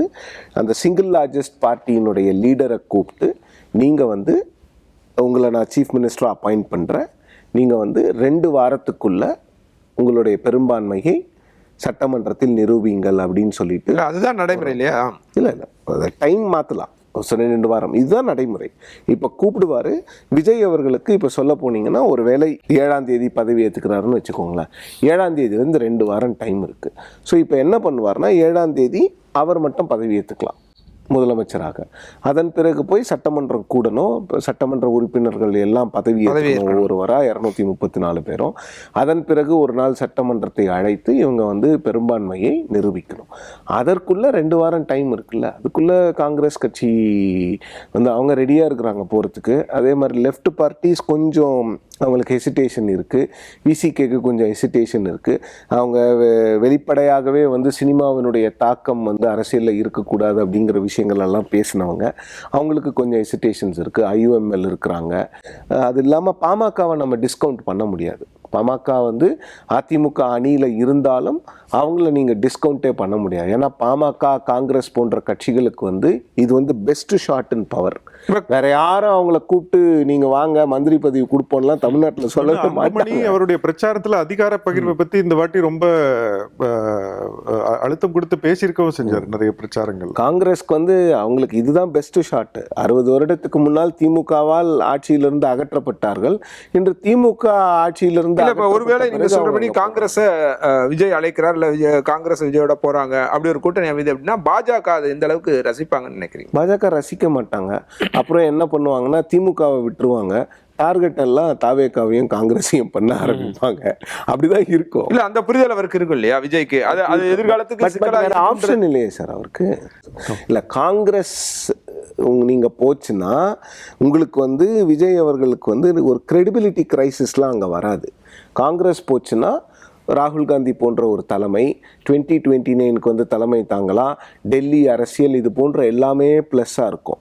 காங்கிரஸ் லெஃப்ட் எல்லாம் போனால் ஒருவேளை அதிமுக தாவேகாவுக்கு ஆதரவு தெரிவிக்குதோ இல்லை விஜய் அவர்கள் அவங்க கிட்ட கேட்டாங்கன்னா அது அதிமுகவினுடைய ஆதரவாக நிச்சயமாக பார்க்கப்படாது. வேற ஒரு ப்ராக்சி மூலமாக பண்ணுறாங்களோ அதனால தான் அதிமுக வந்து இந்த விஷயத்தில் எதையுமே பேசாமல் இருக்கிறாங்க. அவங்களுக்கு வந்து புரியுது, 3வது கட்சியாக இருக்கும் பொழுது நம்ம எதிர்கட்சி வரிசையில் திமுகவுக்கு பின்னால் உட்காரணும். ஆமாம். இப்போ வந்து எடப்பாடி பழனிசாமி அவர்கள் வந்து எதிர்கட்சி தலைவர் கிடையாது. திமுகவில் ஒருவர் தான் எதிர்கட்சி தலைவராக இருப்பார். ஆனால் அவங்களால வந்து விஜய் அவர்களோட கூட்டணிக்கு போகிறதுக்கு அவங்களுக்கு பெருசாக விருப்பம் இருக்காதுன்னு தான் எனக்கு தோணுது. அவங்களுக்கு இருக்கோ இல்லையோ விஜய் அவர்களுக்கு பெருமளவில் அவர் அதிமுகவை டச் பண்ண விரும்ப மாட்டார். ஏன்னா அந்த கட்சியும் கிரிட்டிசைஸ் பண்ணி தான் அவர் அந்த ஆட்சிக்கு வந்திருக்கிறார். ஸோ இந்த சிக்கல்கள்லாம் விட்டு பார்க்கும்போது காங்கிரஸ் தான் அவருக்கு பெஸ்ட் பெட். பாஜகவை ஃபேஸ் பண்ணுறதுக்கு என்ன ஸ்ட்ராட்டஜி இருக்கும் சார்? அது பாஜக என்ன பண்ண போறாங்கிறது வந்த பிறகு தானே நம்ம பொறுத்திருந்து தானே பார்க்கணும். காங்கிரஸ் வந்து ஒருவேளை சிவப்பிரியன் சார் சொல்ற மாதிரி அவங்க நிறைய பேர் வந்து பவர் ஷேரிங் பண்ணணும் அப்படிங்கறத ரொம்ப ஒரு முக்கியமான ஆசையாட்டு வந்து முன் வச்சிருந்தாங்க. அது தேவைப்பட்டா அரசுல சேரலாம். ஆனா என்னுடைய தனிப்பட்ட பார்வையில ஒரு சென்சிபிளா அவங்க முடிவெடுக்கணும் அப்படின்னா இப்போ விஜயினுடைய அரசாங்கத்தில் இணைந்து அமைச்சரவையில் சேர்றதுங்கிறது திமுகவினுடைய கதவுகளை கம்ப்ளீட்டா மூடுறதுக்கு சமம் தான். அது அவங்களுக்கு 2029 முக்கியம். இப்போ டெல்லி பாராளுமன்றத்தில் நடக்கும் அரசியல் அதுவும் முக்கியம். அதுல இப்போ ஒட்டுமொத்தமாக சேர்ந்து அந்த கூட்டணியை வந்து அப்படியே கதவை மூடுவதற்கு பதிலாக வசதியான எக்ஸ்கியூஸ் வந்து எல்லா பார்ட்டிக்குமே இருக்கு. நாங்கள் தேர்தல் செலவை திரும்ப மக்கள் மேல திணிக்க விரும்பல, இன்னொரு தேர்தல் வருவதை நாங்கள் விரும்பல. ஏன்னா விஜயும் வந்து இப்போ எப்படி பெர்ஃபார்ம் பண்ண போறாரு அப்படிங்கிறதெல்லாம் எல்லாருக்குமே ஒரு கேள்விக்குறிதான். ஸோ காங்கிரஸ் அந்த ரிஸ்க் எடுத்து அவருடைய அரசுல சேரணுமா, இல்லை நாங்கள் வெளியில இருந்து ஆதரவு கொடுக்குறோம், நீங்க பண்ணுங்க, நாங்கள் பார்க்கலாம், ஒரு கூட்டணியா இல்லையா அடுத்த தேர்தலை வந்து பின்னாடி முடிவு பண்ணிக்குவோம் அப்படிங்கிறது ஒரு சேஃப் பெட்டா இருக்கும் அவங்களுக்கு அப்படின்னு நான் நினைக்கிறேன். திமுகவும் அதை இதுதான் திமுக அதை எப்படி அனுமதிப்பாங்க? இதுதான் ஆப்ஷன். திமுக இதுல சொல்றது அனுமதிப்பாங்க. இந்த காங்கிரஸ் கேட்டா நாங்க கூட்டணி இல்லைன்னு சொல்லிடுவாங்க. நாங்க திரும்ப ஒரு அவங்களுக்கு நோ கான்பிடன்ஸ் இதுல காரணமா சொல்லி ரெண்டு பக்கமே வந்து ஒரு இதை வேணா அவங்க ஒரு இதை மெயின்டைன் பண்ணிட்டு இது எப்படி அடுத்து ஃபர்தரா போகுதுங்கிறத பொறுத்து முடிவெடுக்கலாம். இதுல இன்னொரு சிக்கல் என்ன வரும்னு பாத்தீங்கன்னா, நீங்க outside support is fine, but இதில் சிக்கல் எங்கேருந்து வரும்னு பார்த்தீங்கன்னா தாவேகாவை பொறுத்த வரைக்கும் அவங்களுக்கு வந்து பெருமளவில் வந்து சிக்கல்கள் இப்போ இந்த ஃபஸ்ட்டு இப்போ ட்ரஸ்ட் ஓட்டு விஜய் ப்ரூவ் பண்ணிட்டாருன்னா அப்புறம் 6 மாதம் கழிச்சு தான் நீங்கள் நோ கான்ஃபிடன்ஸ் மோஷன் கொண்டு வர முடியும். அதிமுகவோ திமுகவோ அவர் மீது நோ கான்ஃபிடன்ஸ் மோஷன் கொண்டு வர வேண்டிய அவசியம் எங்கே ஏற்பட்டது? அவங்க அதெல்லாம் பண்ண மாட்டாங்க. அவர் பர்ஃபார்ம் பண்ணட்டும், என்ன பண்ணுறாருன்னு பார்ப்போம், அவர் என்னதான் பண்றாருன்னு பாப்போம்னு தான் விடுவாங்க. எதிர்காலத்துல இஷ்யூ பேஸ்டா அது கொண்டு வரக்கான வாய்ப்பு இருக்கு. ஏன்னா இப்ப நோ கான்ஃபிடன்ஸ் கொண்டு வந்தா அது கண்டிப்பா இந்த கட்சிகளுக்கு தான் பேக் ஃபயர் ஆகும். இல்ல அது மக்கள் மேண்டேட்டுக்கு எதிராட்டு அப்படிங்கிற ஒரு மனப்பான்மைக்கு வந்து வந்துரும். அதனால அவங்க கொண்டு வேற பெரிய கவர்னன்ஸ் சிக்கல்கள் அப்படி ஏதாவது வரும் பட்சத்துல ஏதாவது நடக்கலாமே ஒழிய மத்தபடி இப்ப எந்த கட்சிக்குமே வந்து அவர்களுடைய இன்ட்ரெஸ்ட்ல நோ கான்ஃபிடன்ஸ் கொண்டு வந்து விஜயை தோற்கடிக்க வேண்டியது எந்த கட்சியினுடைய இன்ட்ரெஸ்ட்லயுமே அது இல்லை. இது இருக்காது, நிச்சயமா இருக்காது. அது அவசியமே கிடையாது. அது வந்து பீப்புள்ஸ் மேண்டேட். அப்ப அந்த மைனாரிட்டி கவர்மெண்டாவே ஃபார்ம் பண்றதுக்கான வாய்ப்புகள் எல்லாமே இருக்கு. இருக்கு. இப்ப இருக்க 108 இடங்களோட அப்படியே 108 இடங்களோட அவர் போய் கவர்னர் கிட்ட கேட்பாரு, பதவி ஏத்துப்பாரு. கவர்னர் அலோ பண்றாரு, பதவி ஏத்துக்கு அலோ பண்ணணும். கவர்னர் பண்ணுவார், அதான் ப்ரொசீஜர் படி பண்ணுவாரு. அவரு பதவி ஏத்துக்க சொல்றாரு அப்படின்னா பதவி ஏத்துக்குவாங்க. ஃப்ளோர் டெஸ்ட் அன்னைக்கு இருக்கிற ஸ்ட்ரென்த்ல பாதி அவர்கிட்ட நம்பர்ஸ் இருக்கும். 234ங்கிறது 200 அன்னைக்கு இருக்கிறாங்கன்னா 100 பேர் தாவேகா கிட்ட இருக்கணும். 100 பேர் இருந்தாங்கன்னா அவர் ப்ரூவ்ட். அவ்வளவுதான். பதவி ஏற்கிற அன்னைக்கு ப்ரூவ் பண்ற அன்னைக்கு அதான் திரு சுமந்த் சொன்னாரு, இருக்கிற ஸ்ட்ரென்த்ல பாதி இருந்தாங்கன்னா அன்னைக்கு கோரம் ஸ்ட்ரென்த் என்னவோ அதுல பாதி இருந்தா முடிஞ்சிருச்சு, அவ்வளவுதான். அப்புறம் 6 மாசத்துக்கு நீங்க வந்து அவரை ஒன்னும் டிஸ்டர்ப் பண்ண முடியாது விஜய. 6 மாதத்துக்கு பிறகு வேணும்னா நீங்க டிஸ்டர்ப் பண்ணணும்னா பண்ணலாம். பட் திராவிட கட்சிகள் ரெண்டுமே பண்ணாது. அவங்க ஏன் பண்ணுவாங்க?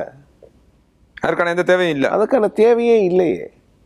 ஆனா வரும் நாட்கள்ல இஷ்யூ பேஸ்டா அதை செய்யறதுக்கான வாய்ப்புகள் இருக்குமா? அது வந்து அதிமுக மட்டும் இஷ்யூ பேஸ்ட்ல ஏதோ ஒன்று செய்யறதுக்கான வாய்ப்பு இருக்கு. பட் அப்ப கூட என்ன ஆகும்னா விஜய் அவர்கள் அதை கேட்கணும்னு எதிர்பார்ப்பாங்க. திமுக எந்த இடத்திலையும் விஜயோடு சமரசம் செய்து கொள்ள மாட்டார்கள் நினைக்கிறேன். அவங்களுக்கு இனிமே போல் பொசிஷன்ல விஜய் மட்டும்தான் இருக்கிறார். விஜய்க்கும் போல் பொசிஷன்ல டிஎம்கே தான் இருக்கு. ஸோ அவங்களுக்குள்ள சமரசங்கள் இருக்காது. சமரசம் வேணா அதிமுக செய்யலாம். பட் அதிமுகவும் அதை செய்ய விரும்புதா அப்படிங்கிறத நிச்சயமா பார்க்க தான் நாம பொறுத்திருந்து தான் பார்க்கணும். ஏன்னா அது வந்து அவ்வளவு ஈஸியான ஒரு விஷயம் கிடையாது அதிமுகவுக்கு. உங்களோட பார்வை இதுல அவரோட அடுத்த கட்ட மூவ் எப்படி இருக்கும்? யாரை டிபெண்ட் பண்ணி அவர் இருப்பார்னு நினைக்கிறேன்? நிச்சயமா அதிமுகவை அவர் கேட்க மாட்டார் அப்படின்னு தான் நான் பார்க்குறேன். காரணம் என்னன்னு பார்த்தீங்கன்னா, ஏற்கனவே அதிமுகவுக்கும் இதில் பாலபாடம் இருக்கு. கரூர் சம்பவத்தில் வாலண்டியராக அவர் கேட்காமலே ஒரு ஆதரவு கரம் நீட்டினாங்க. அதனுடைய பலன் தான் இன்னைக்கு எதிர்க்கட்சி வரிசையில் கூட வர முடியல. ஸோ அதிமுகவும் அதில் ஆர்வம் காட்ட மாட்டாங்க, விஜயும் ஆர்வம் காட்ட மாட்டார். அதே நேரத்தில் காங்கிரஸ் கட்சி அது நீண்ட காலமாக ஆட்சியில் பங்கு அதிகாரத்தில் பங்கு என்கிற கோரிக்கையை ஒரு ஆக்டிவாக வச்சுக்கிட்டே இருந்தாங்க.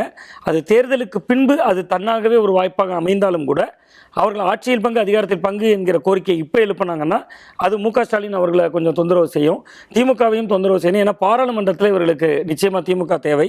ஸோ அந்த அடிப்படையில் ஒரு நிபந்தனை இல்லாமல் ஆதரவு கொடுப்பதற்கான வாய்ப்பு பிரகாசமாக இருக்கும். காங்கிரஸ் கட்சிக்கு 5 சட்டமன்ற உறுப்பினர்கள் தான் இருக்காங்க. காங்கிரஸ் மட்டும் இல்லை, இந்திய யூனியன் முஸ்லீம் லீக் கூட போகலாம். ஏன்னா அவர்களும் தனி சின்னத்தில் தான் நின்னாங்க, ஏணி சின்னத்தில் தான் போட்டிட்டாங்க. ஸோ அப்போ அவர்களுக்கெல்லாம் இன்னொரு மிக முக்கியமாக இதுக்கு சொல்கிறதுக்கு ஒரு காரணம் இருக்கிறது. சார் குறிப்பிட்டதை போல நீங்கள் தேர்தல் செலவினங்கள் என்கிற ஒன்றாக இருந்தாலும் இன்னொரு மிக முக்கியமான காரணம் இருக்குன்னு நான் பார்க்குறேன். பாஜக இல்லாத ஒரு அணியில் தேர்தலை சந்தித்தவர். இந்த இடத்துல நம்ம ஆதரவு கொடுக்கலன்னா பாஜக ஏதாவது முயற்சிகளை செய்துவிடக்கூடாது. ஸோ அந்த அடிப்படையில் நாங்கள் இந்த ஆதரவு கொடுக்குறோம் அப்படின்னு நிபந்தனையற்ற ஆதரவை நீங்கள் கிட்டத்தட்ட காங்கிரஸ் கட்சி, இந்திய யூனியன் முஸ்லீம் லீக், ஏன்னா கேரளாலாம் காங்கிரஸும் இந்திய யூனியன் முஸ்லீம் லீக்கும் தான் வெற்றி பெற்றிருக்காங்க. இருவரும் தான் கூட்டணி, 2 கட்சிகளுக்குமே அதிகமான தொகுதிகள் கிடைச்சிருக்கு. ஸோ அந்த அடிப்படையில் அவர்கள் இங்கேயும் அதே போன்று ஆகலாம். மார்க்சிஸ்ட் கம்யூனிஸ்ட், இந்திய கம்யூனிஸ்ட் 2 கட்சிகளுமே சொல்கிற பொழுது எங்கள்கிட்ட எதுவும் கேட்கலன்னு தான் சொல்கிறாங்க, நாங்கள் கொடுக்க மாட்டோம்னு சொல்லலை. அவள் கேட்டால் கொடுக்கும் மனநிலையில் இருந்தால் தான் எங்களுக்கு கேட்கல அப்படின்னு சொல்கிறாங்க. ஸோ அப்போ அது ஒரு 4 என்கிற இடங்களே போதுமானதாக இருக்கும் அப்படின்னு தான் நான் பார்க்குறேன். ஒரு கட்டத்தில் விசிகா வேண்டுமானால் முன்பின் இருந்தாலும் கூட இந்த எண்ணிக்கையே 11 வந்துவிடும் அப்படின்னு தான் நான் பார்க்குறேன். எனக்கு கிட்டத்தட்ட காங்கிரஸ் கட்சி ஒரு 5 பேர், இவங்க இந்திய யூனியன் முஸ்லீம் லீக் 2 சிபிஐ சிபிஎம் போதும். இன்னொன்னு தட்டினால் தான் திறக்கப்படும்ங்கிற இடத்துல தான் இவங்க எல்லாரும் இருக்காங்க. காங்கிரஸ்க்கு ராகுல் காந்தி நேற்று பேசிட்டாரு. அவங்களுக்குள்ள அமிக்கபிள், அவங்களுக்கு ஒரு பர்சனல் ரிலேஷன்ஷிப்போ 2 பேருக்கும் இருக்கு, அடிக்கடி பேசிக்கிறாங்க. ஸோ அதனால அவங்களுக்குள்ள அது செட்டில் ஆயிடும். பட் இப்போ என்ன பண்ணுவாங்கன்னா, காங்கிரஸ் வந்து ஒரு வேளை அவங்க வந்து தாவேகாவுக்கு சப்போர்ட் பண்ணணும்னு முடிவு எடுத்துட்டாங்கன்னா, அது இன்சைட் சப்போர்ட்டோ அவுட் சைட் சப்போர்ட்டோ, அவங்க என்ன பண்ணுவாங்கன்னா இந்த கட்சிகளை கன்வின்ஸ் பண்ணி அங்கே கூட்டிகிட்டு போக ட்ரை பண்ணுவாங்க. ஸோ அப்படி ட்ரை பண்ணாங்கன்னா நிச்சயமாக இன்றைக்கே அந்த இடைவெளியை நம்ம பார்க்க முடியுது. எல்லா கூட்டணி கட்சிகளும் முதலமைச்சர் ஸ்டாலினை சென்று சந்திக்கிறார்கள், காங்கிரஸ் மட்டும் முதலமைச்சர் ஸ்டாலினை போய் சந்திக்கவே இல்லை. ஸோ அதனால காங்கிரஸ் இன்னொரு செய்தியும் இருக்கிறது. இப்போ எல்லா கட்சிகளும் கூட்டணி கட்சிகள் போய் பார்த்தாங்க. செய்தியாளர் சந்திக்கும் போது கம்யூனிஸ்ட் இடதுசாரிகளும் சரி, பிசிகாவும் சேர்ந்து மத்திய அரசுக்கு எதிராக ஒரு போராட்டத்தை அறிவிக்கிறாங்க. அதில் திமுக இடம்பெறலை. அதை எப்படி புரிஞ்சுக்கிறது? இவங்க அவங்களோட திசை வழியை தீர்மானிக்கிறாங்க, தனியா வர்றாங்க அப்படின்னு பாக்குறதா? பார்த்துட்டு வந்து தானே பேசுறாங்க. ஆமா, பார்த்து வந்து தான் வெளியே பேசுறாங்க. பெரிய அளவுக்கு அவங்களுக்கு வந்து ஒரு முரண்பாடு இருக்கிற மாதிரிலாம் நான் பார்க்கல. பட் இந்த அலையன்ஸ் வந்து இதற்கு மேலும் தேர்தலுக்கு முன்னால் இருந்த ஒரு இணக்கம் இதற்கு மேலே இருக்காது. ஏன்னா எல்லாருக்குமே வந்து அவங்களுடைய தனி பாதையில் போக வேண்டிய கட்டாயமும் காலமும் வந்து விட்டது. அப்படிதான் அதை நிச்சயமா சிவபிரியன் சார் சொன்னது கூட ஒரு பாயிண்ட் ஆட் பண்ணுது. இப்போ காங்கிரஸுக்கு அந்த ஒரு பொறுப்பு, இப்போ மற்றவங்களை காங்கிரஸுக்கு ஏற்கனவே ஒரு ரிலேஷன் இருக்கு, இப்போ மற்றவங்களை வந்து அவங்க கூட்டிட்டு வர்றதுக்கு அவங்க முயற்சி எடுக்கலான்னு. ஆனால் அந்த கூட்டணிக்குள்ள மற்ற கூட்டணி கட்சிகளுக்கும் காங்கிரஸின் மேல் இந்த தேர்தல் எப்படி நடந்ததோ அதனால வந்து ஒரு சின்ன ஒரு டிசப்பாயின்மெண்ட் உருவாயிடுச்சு. குறிப்பாக பாண்டிச்சேரியில் காங்கிரஸ் வேட்பாளர்கள் நடந்து கொண்ட விதம், இன்னைக்கு அங்கே மிகப்பெரிய தோல்வியை சந்திச்சிருக்கிறாங்க. திமுக தான் ஒரு 6 சீட் வாங்கியிருக்கு, இவங்க 1 சீட் தான். இப்போ நம்ம அந்த ஓட் ஷேர் கூட்டணிக்குள்ள எப்படி கன்வெர்ட் ஆயிருக்குன்னு பார்த்தா கூட டிஎம்கே 32% வாங்கினது வந்து கிட்டத்தட்ட விசிகே 2 இடதுசாரிகள் IUML 3 பேருமே அவங்க போட்டியிட்ட தொகுதிகளில் சமன் அளவில் அதே அளவுக்கு வாங்கியிருக்கிறாங்க. நீங்கள் டிஎம்டிகேவும் காங்கிரஸும் பார்த்தீங்கன்னா அதை விட குறைவான காங்கிரஸ் வந்து கிட்டத்தட்ட 28% ஓட்டு தான் வாங்கியிருக்காங்க, 4% குறைவு. டிஎம்டிகேக்கு பார்த்தீங்கன்னா 26% தான் வாங்கியிருக்காங்க. அந்த ஓட் கன்வர்ஷன் வந்து டிஎம்கே கூட்டணிக்குள்ளேயே காங்கிரஸ் 26% எங்க அவங்க கண்டெஸ்ட் பண்ண இடங்கள், ஓகே. அப்ப அது வந்து நமக்கு இந்த ஓட் கன்வர்ஷன் எப்படி நடந்திருக்கு கூட்டணிகளுக்குள்ளங்கிறத வந்து தெரியப்படுத்தும். இப்ப மத்த இடதுசாரிகளுக்கு விசிகேக்கு எல்லாருக்குமே ஒரே மாதிரி வாக்குகள் வந்து கிடைச்சிருக்கு. திமுக எவ்வளவு வாங்குச்சோ அதையே வந்து அவங்களும் வாங்கியிருக்காங்க. இந்த 2 கட்சிகளும் அந்த தேமுதிக உள்ள வந்ததுனால ஒருவேளை ஏற்பட்ட சில சிக்கல்கள்னாலையும், காங்கிரஸ் அதிகமான டிமாண்ட் கேட்டு அதனால ஏற்பட்ட சிக்கல்கள்னால அந்த வாக்கு அவங்களுக்கு மாறுறது, கூட்டணி கட்சியினர் வாக்களிக்கிறது வந்து குறைவா தான் நடந்திருக்கு. சோ அந்த சூழ்நிலையில இடதுசாரிகளும் விசிகாவும் காங்கிரஸை நம்பி ஒரு முன்னெடுப்புக்கு வந்து இங்க தயாராவாங்களா அப்படிங்கிறதும் வந்து நம்ம ஒரு சந்தேகத்துக்குரிய விஷயம் தான். இல்ல அது நம்ப மாட்டாங்க தான், நான் ஒத்துக்கிறேன். ஏன்னா காங்கிரஸ் மீது வந்து ஒரு நம்பகத்தன்மை வந்து எல்லாருமே இப்போ இழந்துட்டாங்க. குறிப்பாக ராகுல் காந்தி அவர்கள் வந்து நேற்று விஜய் அவர்களுக்கு ஆதரவு தெரிவித்து ஒரு ட்விட்டர் மெசேஜ் போடுறாரு. ஆனால் ஸ்டாலின் அவர்கள்கிட்ட அவர் பேசினதுக்கான எந்த ஒரு சாத்தியம் அது சொல்லப்படுது. அவர்கிட்டையும் பேசுறாங்க, மம்தா பானர்ஜிட்டையும் அவர் பேசினாரு, அது கரெக்ட். பட் இவர் பேசினான்னு சொல்றாங்க. விஜயை பற்றி இவர் மென்ஷன் பண்ணுறாருல ட்வீட்டில், பிரதர்ன்னு சொன்னார்ல, அதையும் மென்ஷன் பண்ணியிருக்கலாமுங்கிறது தான், வேற ஒன்றும். அப்போ என்னன்னா காங்கிரஸ்க்கு வந்து இந்த திமுக கூட்டணியில் இனிமேல் இருக்க வேண்டாம் அப்படிங்கிற ஒரு எண்ணம் இருக்கிறது. அதுதான் இதுவரைக்கும் நடந்த விஷயங்கள் எல்லாமே நமக்கு காட்டுறது என்னன்னு பார்த்தீங்கன்னா, இந்த கூட்டணி போதும், இதற்கு மேலே வேணாம், ஒரு நியூ கோர்ஸை வந்து நம்ம சாட் பண்ணிக்கலாம்னு வந்து ராகுல் காந்தி அவர்கள் அந்த முடிவுக்கு அந்த இடத்துக்கு வந்துட்டாங்கன்னா அப்போ டிஎம்கேவுக்கும் அது ஈஸியாகிடும். டிஎம்கேவும் அவங்களுடைய ஆன்டி பிஜேபி ஸ்டாண்டோ இல்லை இங்கே ஆன்டி டிவிகே ஸ்டாண்டோ என்ன எடுக்கணுமோ அவங்க எடுத்துகிட்டு போகிறாங்க. நாடாளுமன்றத்தில் தேவைப்படும் போது இஷ்யூ பேஸ்டில் காங்கிரஸ் சப்போர்ட் கேட்கும்போது டிஎம்கே பண்ணிட்டு போகிறாங்க. அப்படி இல்லைன்னா திரிணாமுல் காங்கிரஸ் கடந்த 4-5 வருடங்களாக தனித்துவமாக அவங்க பிஜேபி எப்படி எதிர்த்தாங்களோ அந்த மாதிரி திமுக எதிர்த்துட்டு போகிறாங்க. அது ஒன்றும் பிரச்சனை இல்லை. பாஜக எதிர்ப்பு தானே நீங்கள் பண்ணணும், அது காங்கிரஸோட சேர்த்து பண்ண என்ன, தனியாக பண்ண என்ன. அங்கே பாஜகவுக்கு நீங்கள் ஒரு நெருக்கடி கொடுக்கணும், அதை நாங்கள் தனியாகவே கொடுக்குறோம். 4வது முறை இந்த போட்டியிடுறாரு, அவர் தோல்வியை சந்திக்கிறார். நிறையா பார்த்தாங்க, குளத்தூருக்கு நிறையா செஞ்சுருக்காரு, மக்கள் நலத்திட்டங்கள் நிறையா கொடுத்துருக்காரு அப்படின்னா பார்த்த முதலமைச்சர் வேட்பாளர் அங்கே தோல்வி அடைஞ்சிருக்கார். அதை எப்படி புரிஞ்சுக்கிறது? இல்லை, அது வந்து நிறைய ஏற்கனவே வந்து அது வந்து பேசப்பட்டிருக்கிறது. நிறைய பார்த்தீங்கன்னா நிறைய ஆஃபீஸர்ஸ் வந்து 2 பேர் வந்து அது உங்களுக்கு சேஃபாக இல்லை. எப்போன்னா விஜய் அங்கே கண்டெஸ்ட் பண்ணுறதுக்கான வாய்ப்பு இருக்குன்னு தெரிஞ்ச பிறகு அந்த கான்ஸ்டுவன்சியை அவங்க இன்னும் கொஞ்சம் பலப்படுத்தியிருக்கணும். ஏன்னா பெரம்பூரில் முன்கூட்டியே அவருக்கு எச்சரிக்கை விடப்பட்டது. ஆனால் வந்து ஸ்ட்ராட்டஜி நிறுவனங்களும் மற்றவர்களும் அதை பெரிதாக எடுத்துக்கொள்ளவில்லை. அது ஒரு பாயிண்ட். இன்னொன்று, விஜய் அவர்கள் வந்து பெரம்பூரில் நிற்கிறதே வந்து ரிப்பிள் எஃபெக்ட்டுக்காக தான் அவர் நின்னார். இல்லைன்னா அவர் எங்கே வேணாலும் நின்றுருக்கலாம், எங்கே நின்றுருந்தாலும் விஜய் ஜெயிச்சிருப்பார். மெட்ராஸில் ஏன் நிற்கிறாருன்னா ரிப்பிள் எஃபெக்ட். இன்னொன்று, நான் திமுகவை எதிர்க்கிறேன், திமுக வர்சஸ் தாவேக்கான்னு இந்த களம் போனோம்னா நான் திமுக எங்கே ஸ்ட்ராங்காக இருக்கோ அங்கே போய் நான் நிற்கணும். திமுகவினுடைய சென்னை கோட்டை இதுவரை தகர்க்கப்படாத ஒன்று. தகர்ப்பதற்கு ஜெயலலிதா அவர்களுக்கு 30 வருட அரசியல் அனுபவம் தேவைப்பட்டது. எம்ஜிஆர் அவர்களுக்கு இருந்த அரசியல் அனுபவத்தால் எம்ஜிஆர் அவர்கள் வந்து கோட்டையை தகர்க்கவே முடியவில்லை. ஆலந்தூர் தொகுதியில், இப்போ ஆலந்தூர், அதற்கு முன்ன பரங்கிமலை, அந்த தொகுதியினுடைய திமுக சட்டமன்ற உறுப்பினராக இருந்த திரு எம்ஜி ராமச்சந்திரன் அவர் அதிமுக ஆரம்பிக்கும் போது மதுரைக்கு அருகில் உள்ள அருப்புக்கோட்டையில் போய் தான் கண்டெஸ்ட் பண்றாரு. மதுரை வெஸ்ட்ல தான் கண்டெஸ்ட் பண்றாரு, ஆண்டிப்பட்டியில தான் கண்டெஸ்ட் பண்றாரு. ஜெயலலிதா அவர்களும் போடி நாயக்கனூர், பர்கூர், காங்கேயம், அதன் பிறகு ஆண்டிப்பட்டி ஆர்கே நகர்ல நின்னாங்க சார். கடைசி தான் சார் ஆர்கே நகர். மெட்ராஸ்ல வந்து 2006 இந்த ஃப்ளட்டுக்கு அப்புறம் நிறைய நலத்திட்ட உதவிகள்லாம் பண்ணி 14ல் 7 சீட்டு ஜெயிக்கிறாங்க, கான்ஃபிடன்ஸ் வருது. 2011 ஒட்டுமொத்தமாக சென்னையில் திரு மு.க. ஸ்டாலின், திரு அன்பழகன் தவிர, அன்பழகன் தவிர 14 இடங்களையும் அதிமுக கைப்பற்றிய பிறகுதான் 2015 அவங்க திருப்பி சட்டமன்றத்துக்கு வரணுங்கிறதுனால வெற்றிவேல் அவர்களை ராஜினாமா பண்ண சொல்லி டாக்டர் ஆர்கே நகர்ல நிக்கிறாங்க. ஒரு எலெக்ஷன்ல இவர் வந்து சேலஞ்ச் பண்றாரு அப்படின்னும் போது அப்ப அந்த ரிப்பிள் எஃபெக்ட் வரும்னு திமுக எதிர்பார்த்திருக்கணும். அதை அவங்க டிஸ்கஸ் பண்ணியிருக்கணும். அவங்க டிஸ்கஸ் பண்ணலை. அப்படி பண்ணியிருந்தா யார் அதற்கு பொறுப்பு? ஏன்னா அந்த தொகுதியை பொறுத்த வரைக்கும் திரு சேகர் பாபு அவர்கள் தான் அமைச்சராக இருந்திருக்கிறார். அவர் தான் வந்து அங்கே வந்து எல்லா வேலைகளும் செய்து கொண்டிருக்கிறார். இப்போ பரந்தாமன் போன்றவர்கள், பருதி இளம்வழுதியினுடைய மகன், இவங்க எல்லாம் வந்து ஒருவரை தான் கை காட்டுகிறார்கள். இவர் ஏன் வந்து அந்த தொகுதியில் வேலை சரியாக செய்யவில்லை அப்படின்னும் போது அப்போ இது வந்து ஒருத்தரோட நிற்காது. வந்து நீங்கள் ஏன் அது ஸ்ட்ராட்டஜி ஃபார்ம் பண்ணாங்கல்ல, அவங்க கிட்ட எல்லார்கிட்டையும் அந்த கேள்வி போகும். இப்போ ஐபி ரிப்போர்ட் ஒன்று கொடுத்துருப்பாங்கல்ல, இந்த தொகுதி இந்த நிலைமையில இருக்கு, ஒட்டுமொத்தமாக இந்த எலெக்ஷன்ல இவ்வளோ இடம் கிடைக்கும்னு.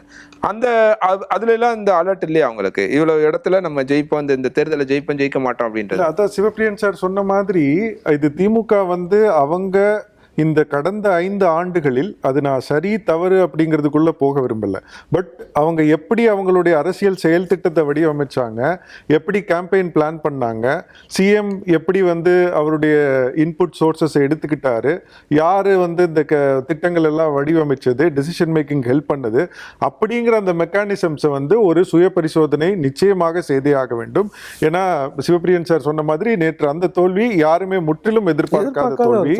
ஏன்னா தனிப்பட்ட முறையில் பொதுவாக இருந்த இது திமுக மேல் நிறைய விமர்சனங்கள் இருந்தால் கூட முதல்வர் ஸ்டாலின் வந்து அவர் வந்து அவர் மீதான பிம்பம் ஒரு பெட்டினஸ் என்று சொல்வார்கள் இல்லையா, ஒரு கீழ்த்தரமான ஒரு ரிமார்க் இந்த கடந்த ஒரு 10 ஆண்டுகளாவது எதுவும் சொல்லவோ இல்லை மற்ற அரசியல் கட்சிகள் மீது ஒரு காழ்ப்புணர்ச்சியோடு செயல்படவோ, இந்த கரூர் நிகழ்ச்சிக்கு அப்புறம் சம்பவத்துக்கு அப்புறம் அவர் விட்ட ஸ்டேட்மெண்ட்லாம் கூட வந்து ரொம்ப ஒரு தலைமைத்துவத்தோட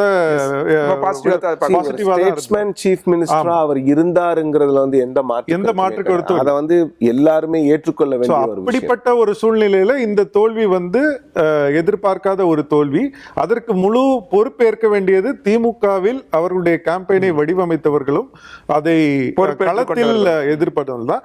அது கூட ஆட் பண்ணணும்னா இன்னொன்னு, இந்த வேவ் வந்து ஸ்டேட் ஃபுல்லா திமுக தாவேகாவுக்கு ஓட்டு போட்டிருந்தால் கூட ஒரு கிளியர்லி ஒரு அர்பன் ரூரல் டிவைடை வந்து நம்மளால பார்க்க முடியும். அவர்கள் வாங்கிய 108 தொகுதிகளில் 1/3 தொகுதிகளை வெறும் 4 மாவட்டங்களில், சென்னை, திருவள்ளூர், காஞ்சிபுரம், செங்கல்பட்டு, 34 மாவட்டங்கள்ல 37 தொகுதியில 34 இடங்களை வந்து எடுத்துட்டாங்க.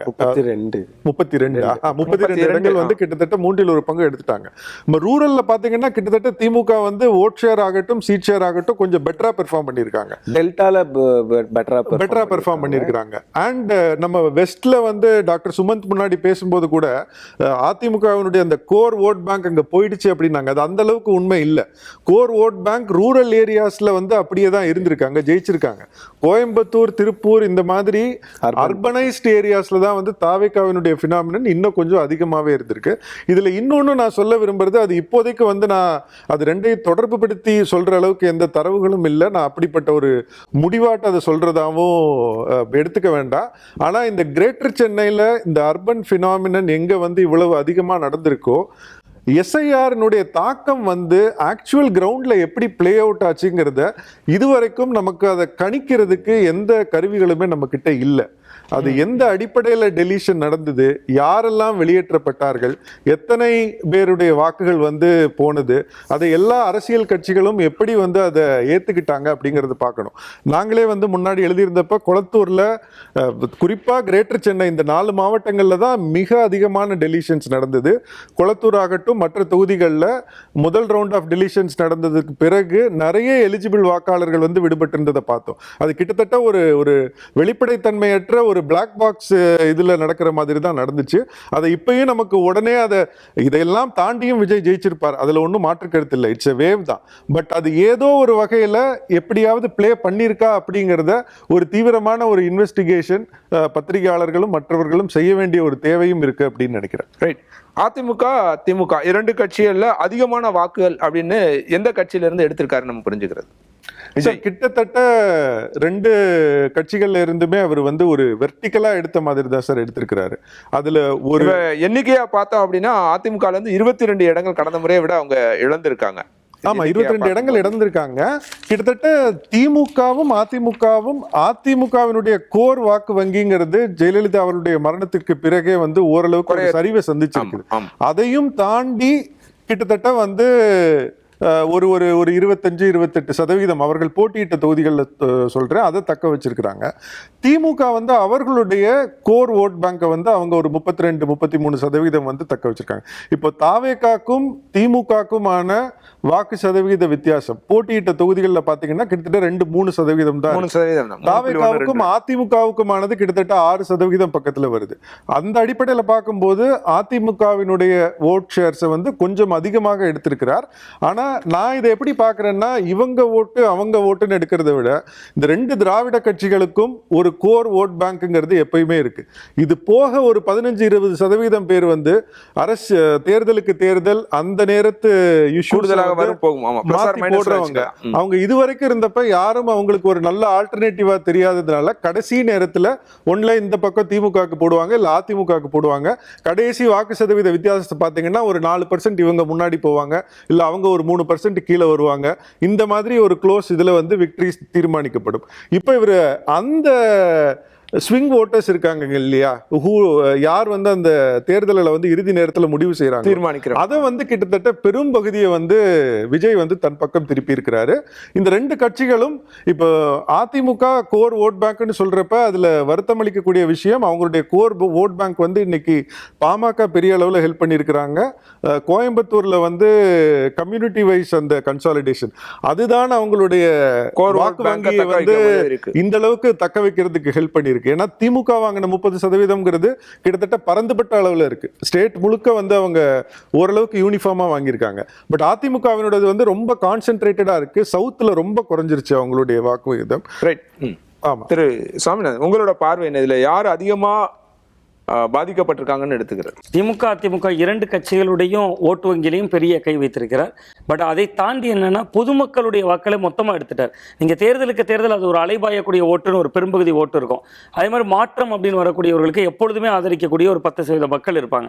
நீங்கள் பிரிந்து போயிருக்கலாம். மக்கள் நீதி மையம், சீமான் அவர்கள், மக்கள் நல கூட்டணி அப்படின்னு பல வடிவங்கள் நம்ம கொடுக்கலாம். விஜயகாந்த் அவர்கள் வந்தபோது 8% பேர் ஆதரித்தது, இந்த மாதிரி பல வாக்குகள் இருந்தது. அது வந்து என்னன்னா அதை தாண்டி ஒரு மக்களுடைய வாக்குகள் அப்படிங்கிறத திமுகவோ அதிமுகவோ அது ஆட்சியின் மீதான மதிப்பீடு. திமுக ஆட்சி நல்லா செஞ்சிருக்காங்க அப்படின்னு நினைத்தவங்க திமுகவுக்கு போடணும். இல்லை இதை விட அதிமுக நல்லா செயல்படுவாங்கன்னு நினைக்கிறவங்க அதிமுகவுக்கு போடணும். அந்த கட்சி ஓட்டை கடந்து அந்த வெகுமக்கள் ஓட்டை அப்படியே எடுத்து விட்டார். அது அதிமுகவுக்கு பெரிய பாதிப்பு. ஏன்னா அவர்கள் வந்து ஆளுங்கட்சிக்கு எதிரான ஓட்டை எடுத்திருக்கணும், அந்த ஓட்டையும் அவர் எடுத்து விட்டார். இன்னொன்று, ஆளுங்கட்சிக்கு ஆதரவான ஓட்டு 1,31,00,000 பெண்களுக்கு மகளிர் உரிமை தொகை, அந்த ஓட்டை அவங்க எடுக்கணும். பட் அந்த பெண்களும் ரசிக மனநிலையில் விஜய் களத்திற்கு வந்திருக்கிறார் என்பதனால அந்த ஓட்டையும் எடுக்கிறார். ஸோ இப்படி 2 கட்சிகளையுமே அவர் சம அளவில் சேதப்படுத்தியிருக்கிறார். இன்னொன்று, திமுக கூட்டணி கட்சிகளையும் கடுமையாக பாதிச்சிருக்கிறார். ரொம்ப முக்கியமாக இந்த அமமுக மாதிரியான கட்சிகள் சார், கிட்டத்தட்ட கடந்த தேர்தலில் கூட அவங்களால 21 தொகுதிகளில் அதிமுக வெற்றியை பறிக்க முடிந்தது. இந்த முறை கூட்டணிக்குள்ளே சேரும் பொழுது நான் கூட நினைத்தேன் தென் மாவட்டங்களில் ஓரளவு வெற்றியை பதிவு செய்ய முடியும். பட் அதுதான் நான் குறிப்பிட்டேன், நாங்குநேரி போன்ற தொகுதிகளில் கூட கிட்டத்தட்ட அதை நினைச்சு தான் அவங்களும் உள்ள சேர்த்தாங்க. 2 கட்சிகளுக்கும் பலன் கிடைக்கும்னு நினைச்சாங்க. பட் அங்கே கூட கிட்டத்தட்ட அந்த சாதிகளுக்கு அப்பாற்பட்டு மக்கள் வாக்களித்திருக்கிறாங்க. அதனால் அந்த அமமுக உள்ளே வந்ததனுடைய பலனை அதிமுக ஒட்டுமொத்தமாக இழந்திருக்கு. ஸோ நீங்கள் இன்னொன்று உதாரணம் கூட பார்த்தீங்கன்னா சார், அந்த சில தொகுதிகள்லாம் அண்ணா திராவிட முன்னேற்ற கழகம் அமமுக தனியாக நிற்கும் போது ஜெயிச்ச தொகுதிகள் இப்போ இழந்திருக்காங்க. ஸோ அது அதிமுகவுக்கு ஒரு பேர் இழப்பு. அந்த வகையில் பார்த்தா திராவிட முன்னேற்ற கழகத்தை பொறுத்த வரைக்கும் அவருடைய சொந்த கட்சி ஓட்டை இழக்கலை, ஆனால் அந்த கூட்டணி கட்சிகளுடைய ஓட்டு. வசந்த் சார் கூட ஒரு அருமையான ஒரு தரவு சொன்னாங்க. காங்கிரஸ் போட்டியிட்ட இடங்களில் இந்த வாக்கு சதவீதம் குறைந்திருக்கக்கூடிய இடமும், தேமுதிக போட்டியிட்ட தொகுதிகளில் குறைந்திருக்கிற இடமும். பட் இப்போ தேமுதிக ஒரு தொகுதியில் போட்டியிடுதுன்னா அங்கே மார்க்சிஸ்ட் கம்யூனிஸ்ட், இந்திய கம்யூனிஸ்ட்லாம் ஆர்வமாக எவ்வளோ வேலை பார்த்துருப்பாங்கன்னு தெரியாது, விசிகாவே எவ்வளோ வேலை பார்த்துருப்பாங்கன்னு தெரியாது.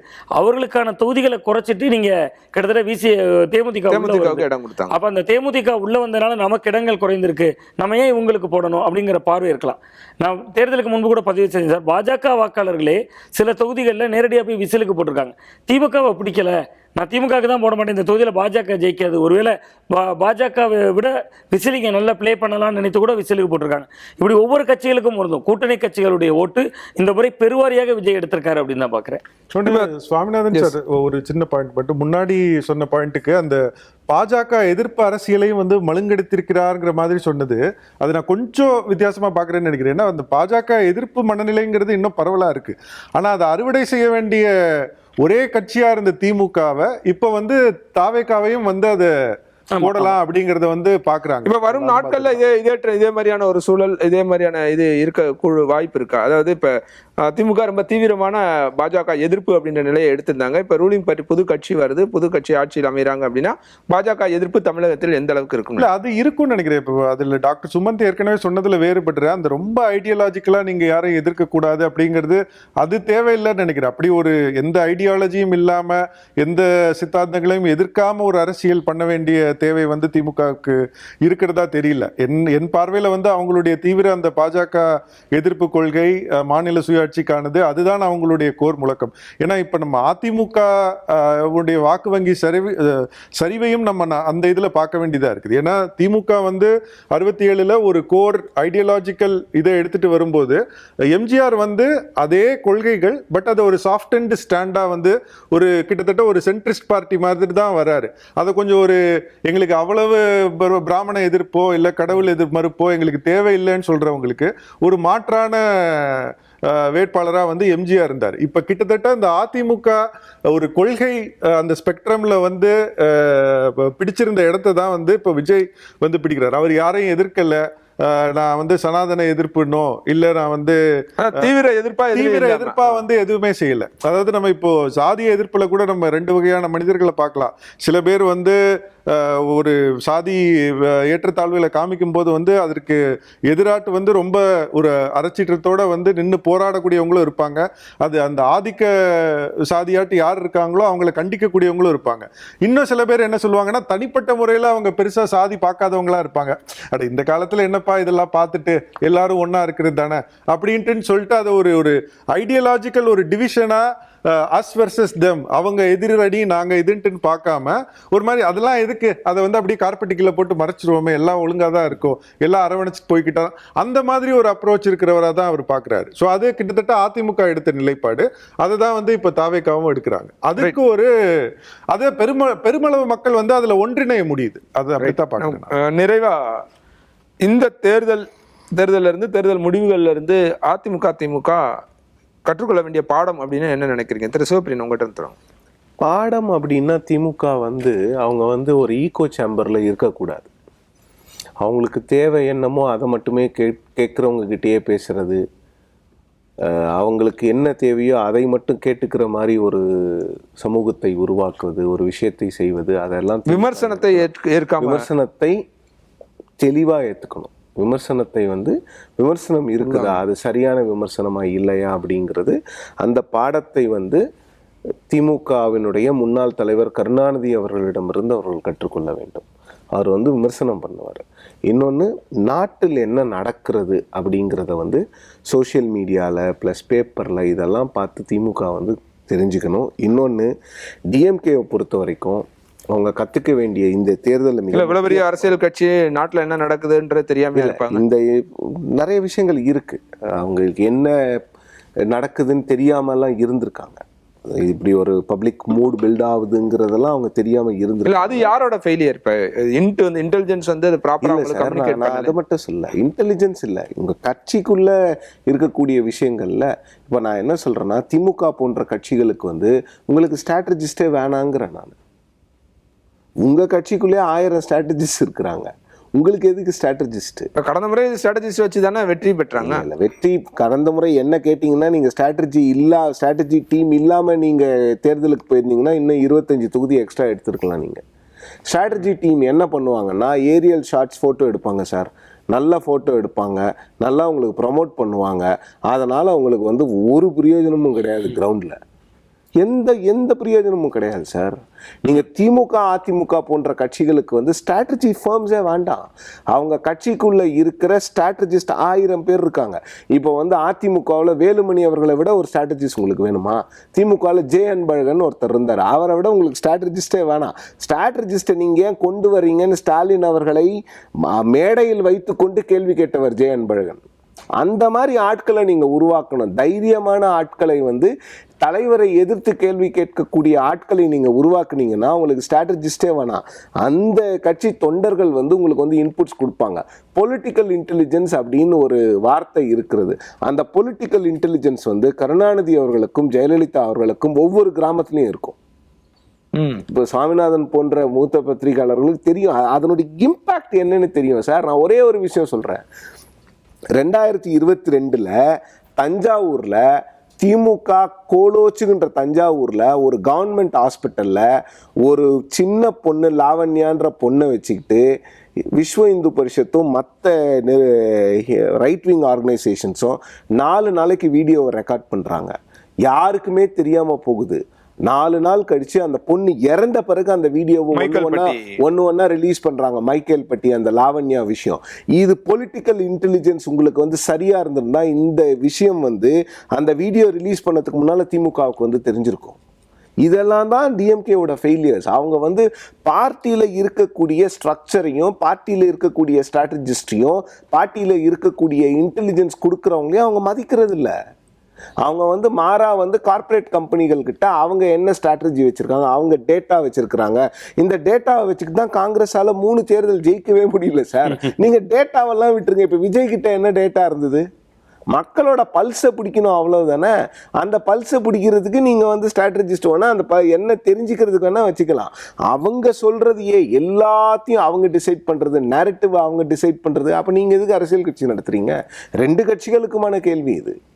அதிமுகவை பொறுத்தவரையில் அவங்க வந்து இந்த ஆன்டி டிஎம்கே அப்படிங்கிற அந்த பிரைமரி ஃபோர்ஸ் அப்படிங்கிற விஷயத்தை தாவேகா கிட்ட கிட்டத்தட்ட சீட் பண்ணிட்டாங்க. இது எதனாலன்னா, அதிமுக அப்படிங்கிற எதிர்கட்சி வந்து ஒரு 4 வருஷம் எதிர்கட்சியாக செயல்படலை. அதெல்லாம் அவங்கள வந்து it came to bite back them இந்த கேம்பெயின். அவங்களோட எதிர்காலம் எப்படி இருக்க போகுது பொறுத்திருந்து பார்க்கணும். ஏன்னா என்ன மாதிரி ஒரு ஸ்டாண்டை எடுக்க போகிறாங்க. ஏன்னா அசெம்பிளியை பொறுத்த வரைக்கும் இனிமேல் தாவேகா திமுகன்னு ஆயிடுச்சு. அங்கே வந்து அதிமுகவுக்கு 47 உறுப்பினர்கள் இருந்தாலும் கூட திமுக பேசின பிறகு தான் அதிமுகவால் பேச முடியும். கவர்மெண்ட் பொசிஷன் அப்படிங்கிறது வந்து லீடர் ஆஃப் ஆப்போசிஷன் திமுகவுக்கு மட்டும்தான் வரும். அதிமுகவுக்கு பெருமளவு ரோலில் அசெம்பிளியில் பேசுகிறதோடு நின்றுமே தவிர கிட்டத்தட்ட எங்கேயுமே அவங்களுக்கு வந்து ஒரு ப்ரெசன்ஸ் இருக்காது. அவங்க வந்து ரீஇமேஜின் பண்ணணும். 2 பொலிட்டிக்கல் பார்ட்டிஸுமே வந்து ட்ராயிங் ரூமுக்கு போயிட்டு என்ன பண்ணணும், இதற்கு மேலே இளைஞர்களை நம்ம ஈர்க்கணும்னா, இல்லை இந்த கட்சியை இன்னும் ஒரு 50 வருடம் 60 வருடம் நடத்தணும்னா என்ன பண்ணணும், என்ன மாதிரியான விஷயங்களை செய்ய வேண்டும் அப்படிங்கிறத ஸ்ட்ராட்டஜிஸ்ட்டை கூட்டிகிட்டு போகாமல் இவங்க கட்சியில் இருக்கக்கூடிய தலைவர்களை கூப்பிட்டு 2 பேரும் ஓப்பன் டாக் பண்ணாங்கன்னாவே இவங்களால், நான் சொல்கிறது மிகைப்படுத்த மாதிரி இருக்கும், 5 வருஷத்தை கூட பவுன்ஸ் பேக் ஆக முடியும். ஏன்னா அந்த அளவுக்கு ரெசிலியன்ஸ் உடைய பார்ட்டிஸ் 2 பார்ட்டியுமே. அவங்க சந்திக்காத தோல்வி. மூத்த அமைச்சர்கள், பெருவாரியான மூத்த அமைச்சர்கள் தோற்கடிக்கப்பட்டிருக்கு. அதுலயும் ஏதாவது மெசேஜ் கன்வே ஆகுதா சொல்றாங்க சார்? எல்லாமே வந்து ஆன்டி இன்கம்பன்சி இருந்திருக்கு. யாரும் நிறைய விஷயங்களை கவனிக்கல. விஜய் வராரு, விஜய் வந்து அதிமுக ஆன்டி இன்கம்பன்சி ஓட்டை பிரித்து நம்மளை ஜெயிக்க வச்சிட போறாருன்னு சொல்லிட்டு எல்லாம் ரொம்ப மெத்தனமாக இருந்தாங்க. அது ஒரு விஷயம். இன்னொன்று வந்து தோல்வி அப்படிங்கிறது வந்து திமுகவுக்கு வந்து ரொம்ப ரொம்ப சாதாரண விஷயம், ஒரு பழக்கப்பட்ட ஒரு விஷயம். 13 வருடம் வனவாசத்தில் இருந்தார்கள், 10 வருஷம் இருந்தாங்க, மீண்டும் அவங்களால ஆட்சிக்கு வர முடியும்.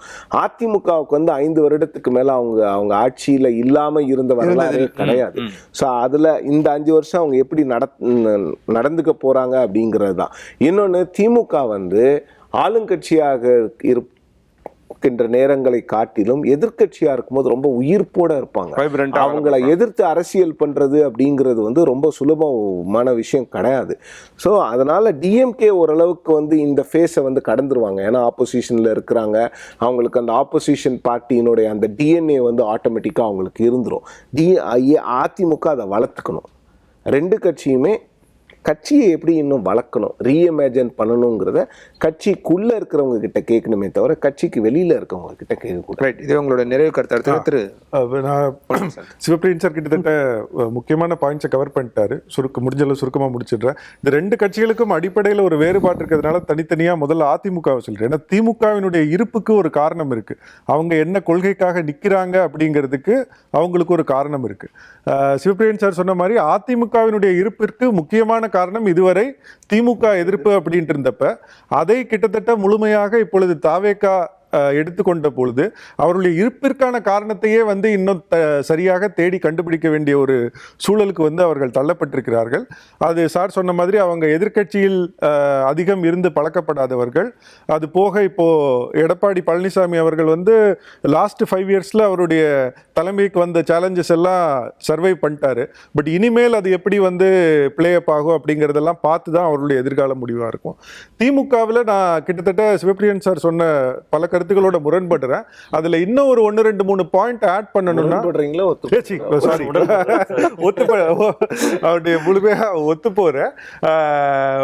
ஒண்ணு வந்து இந்த சோஷியல் மீடியா யுகத்தில் அவங்களுடைய கட்சிக்காரர்கள் வந்து சமூக ஊடகங்களில் வந்து என்ன ஒரு டோனை கடைபிடிக்கிறாங்க, அதாவது இந்த நட்பு முரணையும் பகை முரணையும் வேறுபடுத்தி அந்த கிரிட்டிசிசம் வந்து எந்த பிளேஸ்லேருந்து வருது அப்படிங்கிறத புரிஞ்சுட்டு அதற்கு ஏற்றாற் போல வந்து பதிலளிக்க வேண்டிய ஒரு இதை வந்து பண்பை வந்து உருவாக்கணும்னு நினைக்கிறேன். நான் எல்லாரையும் கூட சொல்லலை, ஒரு சில பேரை வந்து அந்த கட்டாயம் இருக்கு அவங்களுக்கு.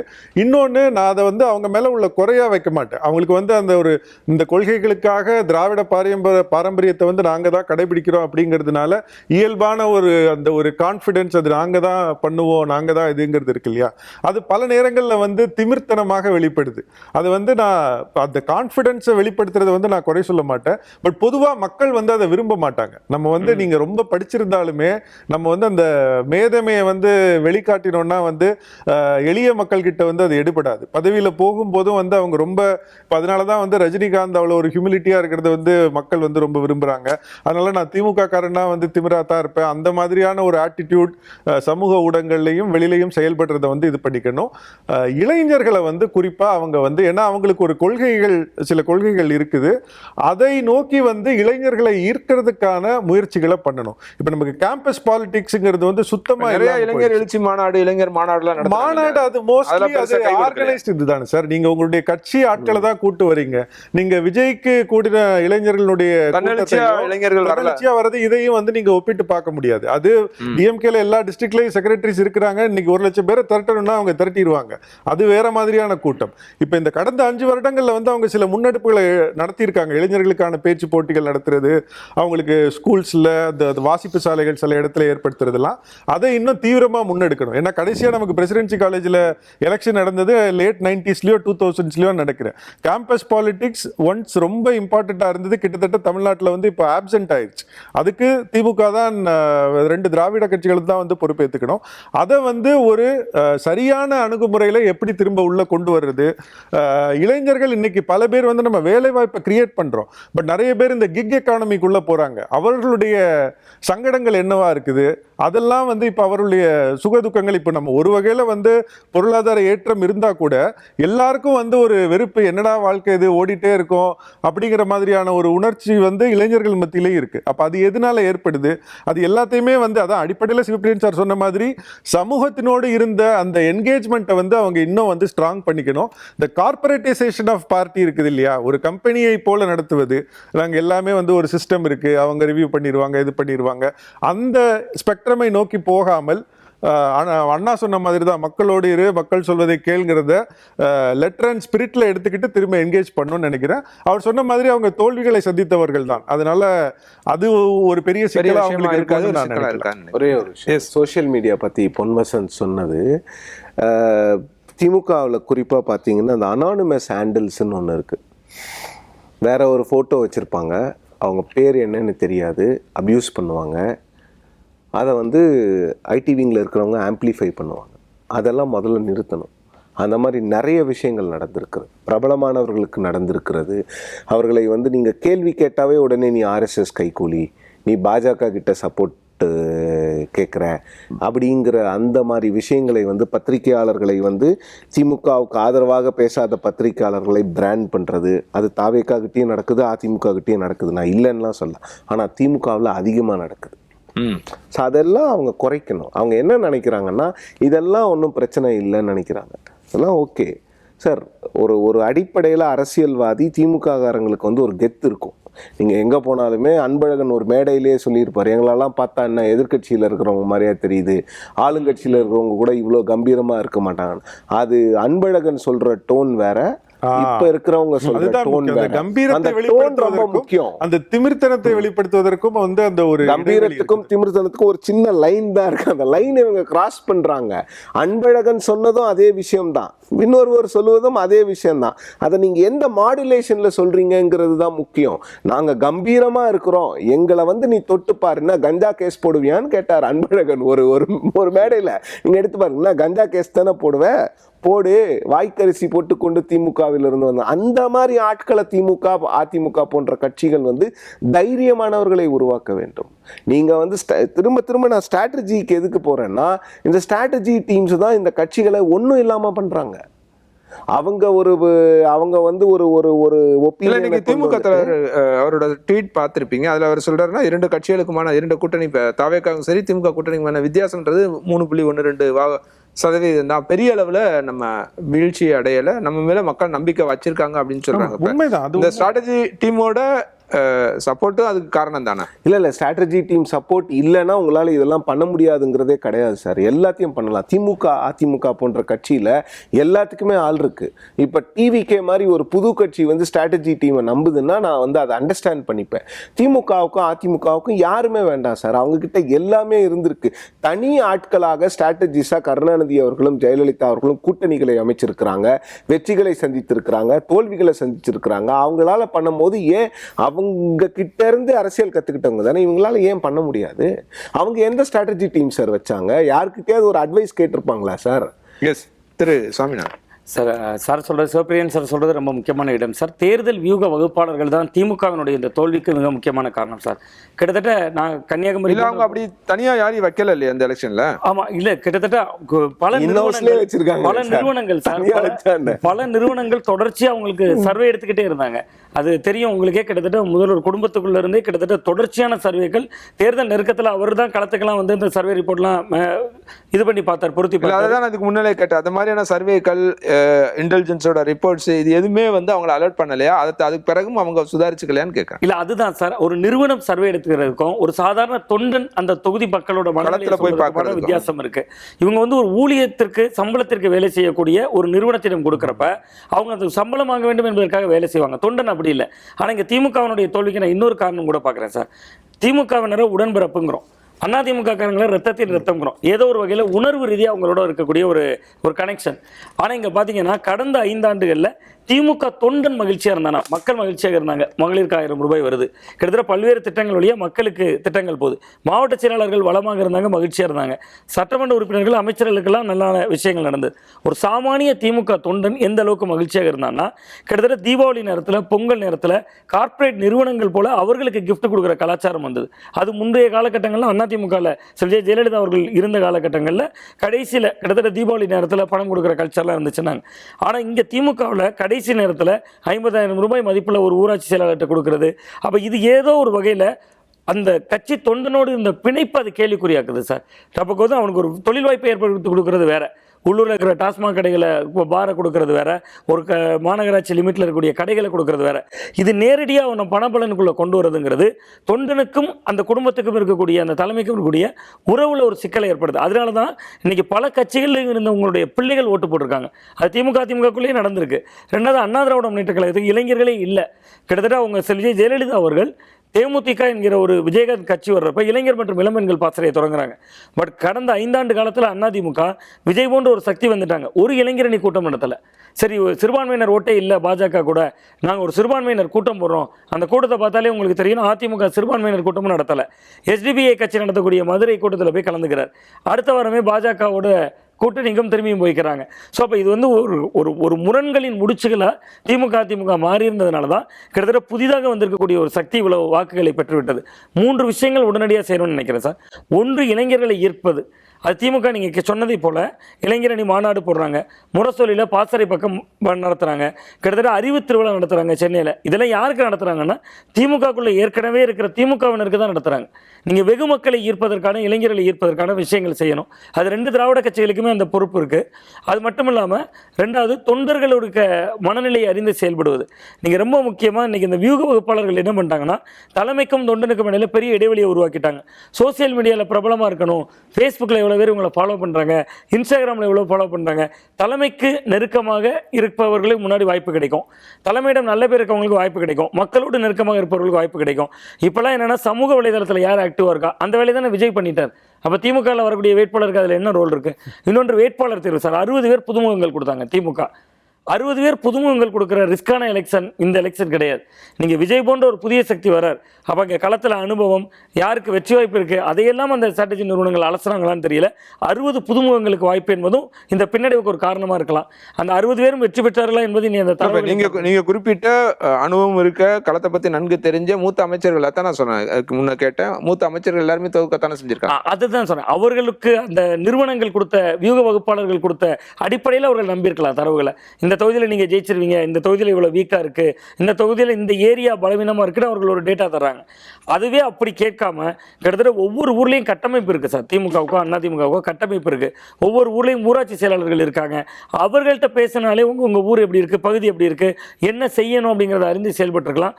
பட் இந்த தோல்விக்கு காரணம் இந்த தேர்தல் வியூக நிறுவனங்கள் வந்து கிட்டத்தட்ட ஒரு மிதமிஞ்சின ஒரு எண்ணத்தோடு கணிப்புகளை சொன்னதாக இருக்கும் அப்படிங்கிறதா பார்க்க. சர்வே எடுக்கிறது ஒரு காட்டேஜ் இண்டஸ்ட்ரி மாதிரி ஆயிடுச்சு சார். ஆளுக்கு வந்து நான் சர்வே எடுக்கிறேன், சர்வே அது என்ன மெத்தடாலஜி, எப்படி சாம்பிள் கலெக்ட் பண்றாங்க, எவ்வளவு ஸ்டாட்டிஸ்டிக்கலி சயின்டிஃபிக்கா கரெக்டா இருக்கு, அது யாருக்கும் தெரியறது இல்ல. அது எவ்வளவு தூரம் ரிலே பண்றாங்க, டிரான்ஸ்பரண்டாவும் இல்ல. அவங்க காட்டுல தான் ஜோன் இந்த தேர்தலில் அவங்க காட்டில் தான் அவ்வளோ ஜோன்னு மழை பெஞ்சுது சார். இன்னொன்று, இந்த சர்வேஸ் எடுக்கிறது, நான் இப்போ ஒரு கிளாசிக் எக்ஸாம்பிள் ஒன்று சொல்கிறேன். 2016 திருத்தணி என்னோட தொகுதியில் அப்போ வந்து அதிமுக காங்கிரஸ் போட்டியிடுகிறது. அதிமுகவில் ஒரு வேட்பாளர், அவர் வந்து ஒரு தொகுதியில் ஏதோ அந்த ஒரு ஒன்றியத்தில் சிக்கல் இருக்குது.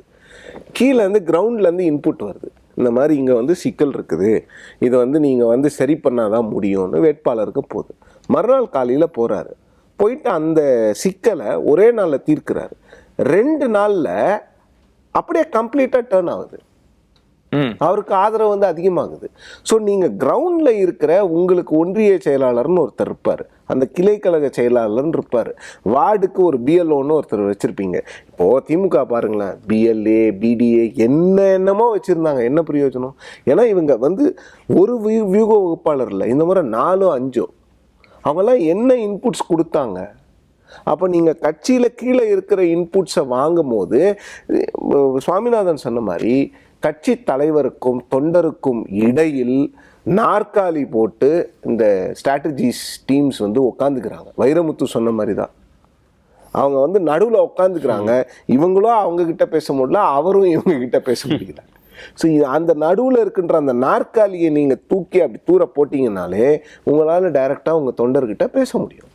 ரைட், பார்க்கலாம். இந்த தோல்வியிலிருந்து என்ன பாடம் அவங்க கற்றுக்கொள்ள போகிறார்கள் அப்படின்றதையும் பார்க்கலாம். புதிய அரசு எப்படி இருக்க போகிறது, அடுத்த 5 ஆண்டுகள் என்னென்ன திட்டங்கள் எப்படி செய்ய போகிறார்கள் அப்படின்றத பொறுத்திருந்து பார்க்கலாம். உங்களுடைய வருகைக்கும் கருத்து பதிவுக்கும் நன்றி. வணக்கம்.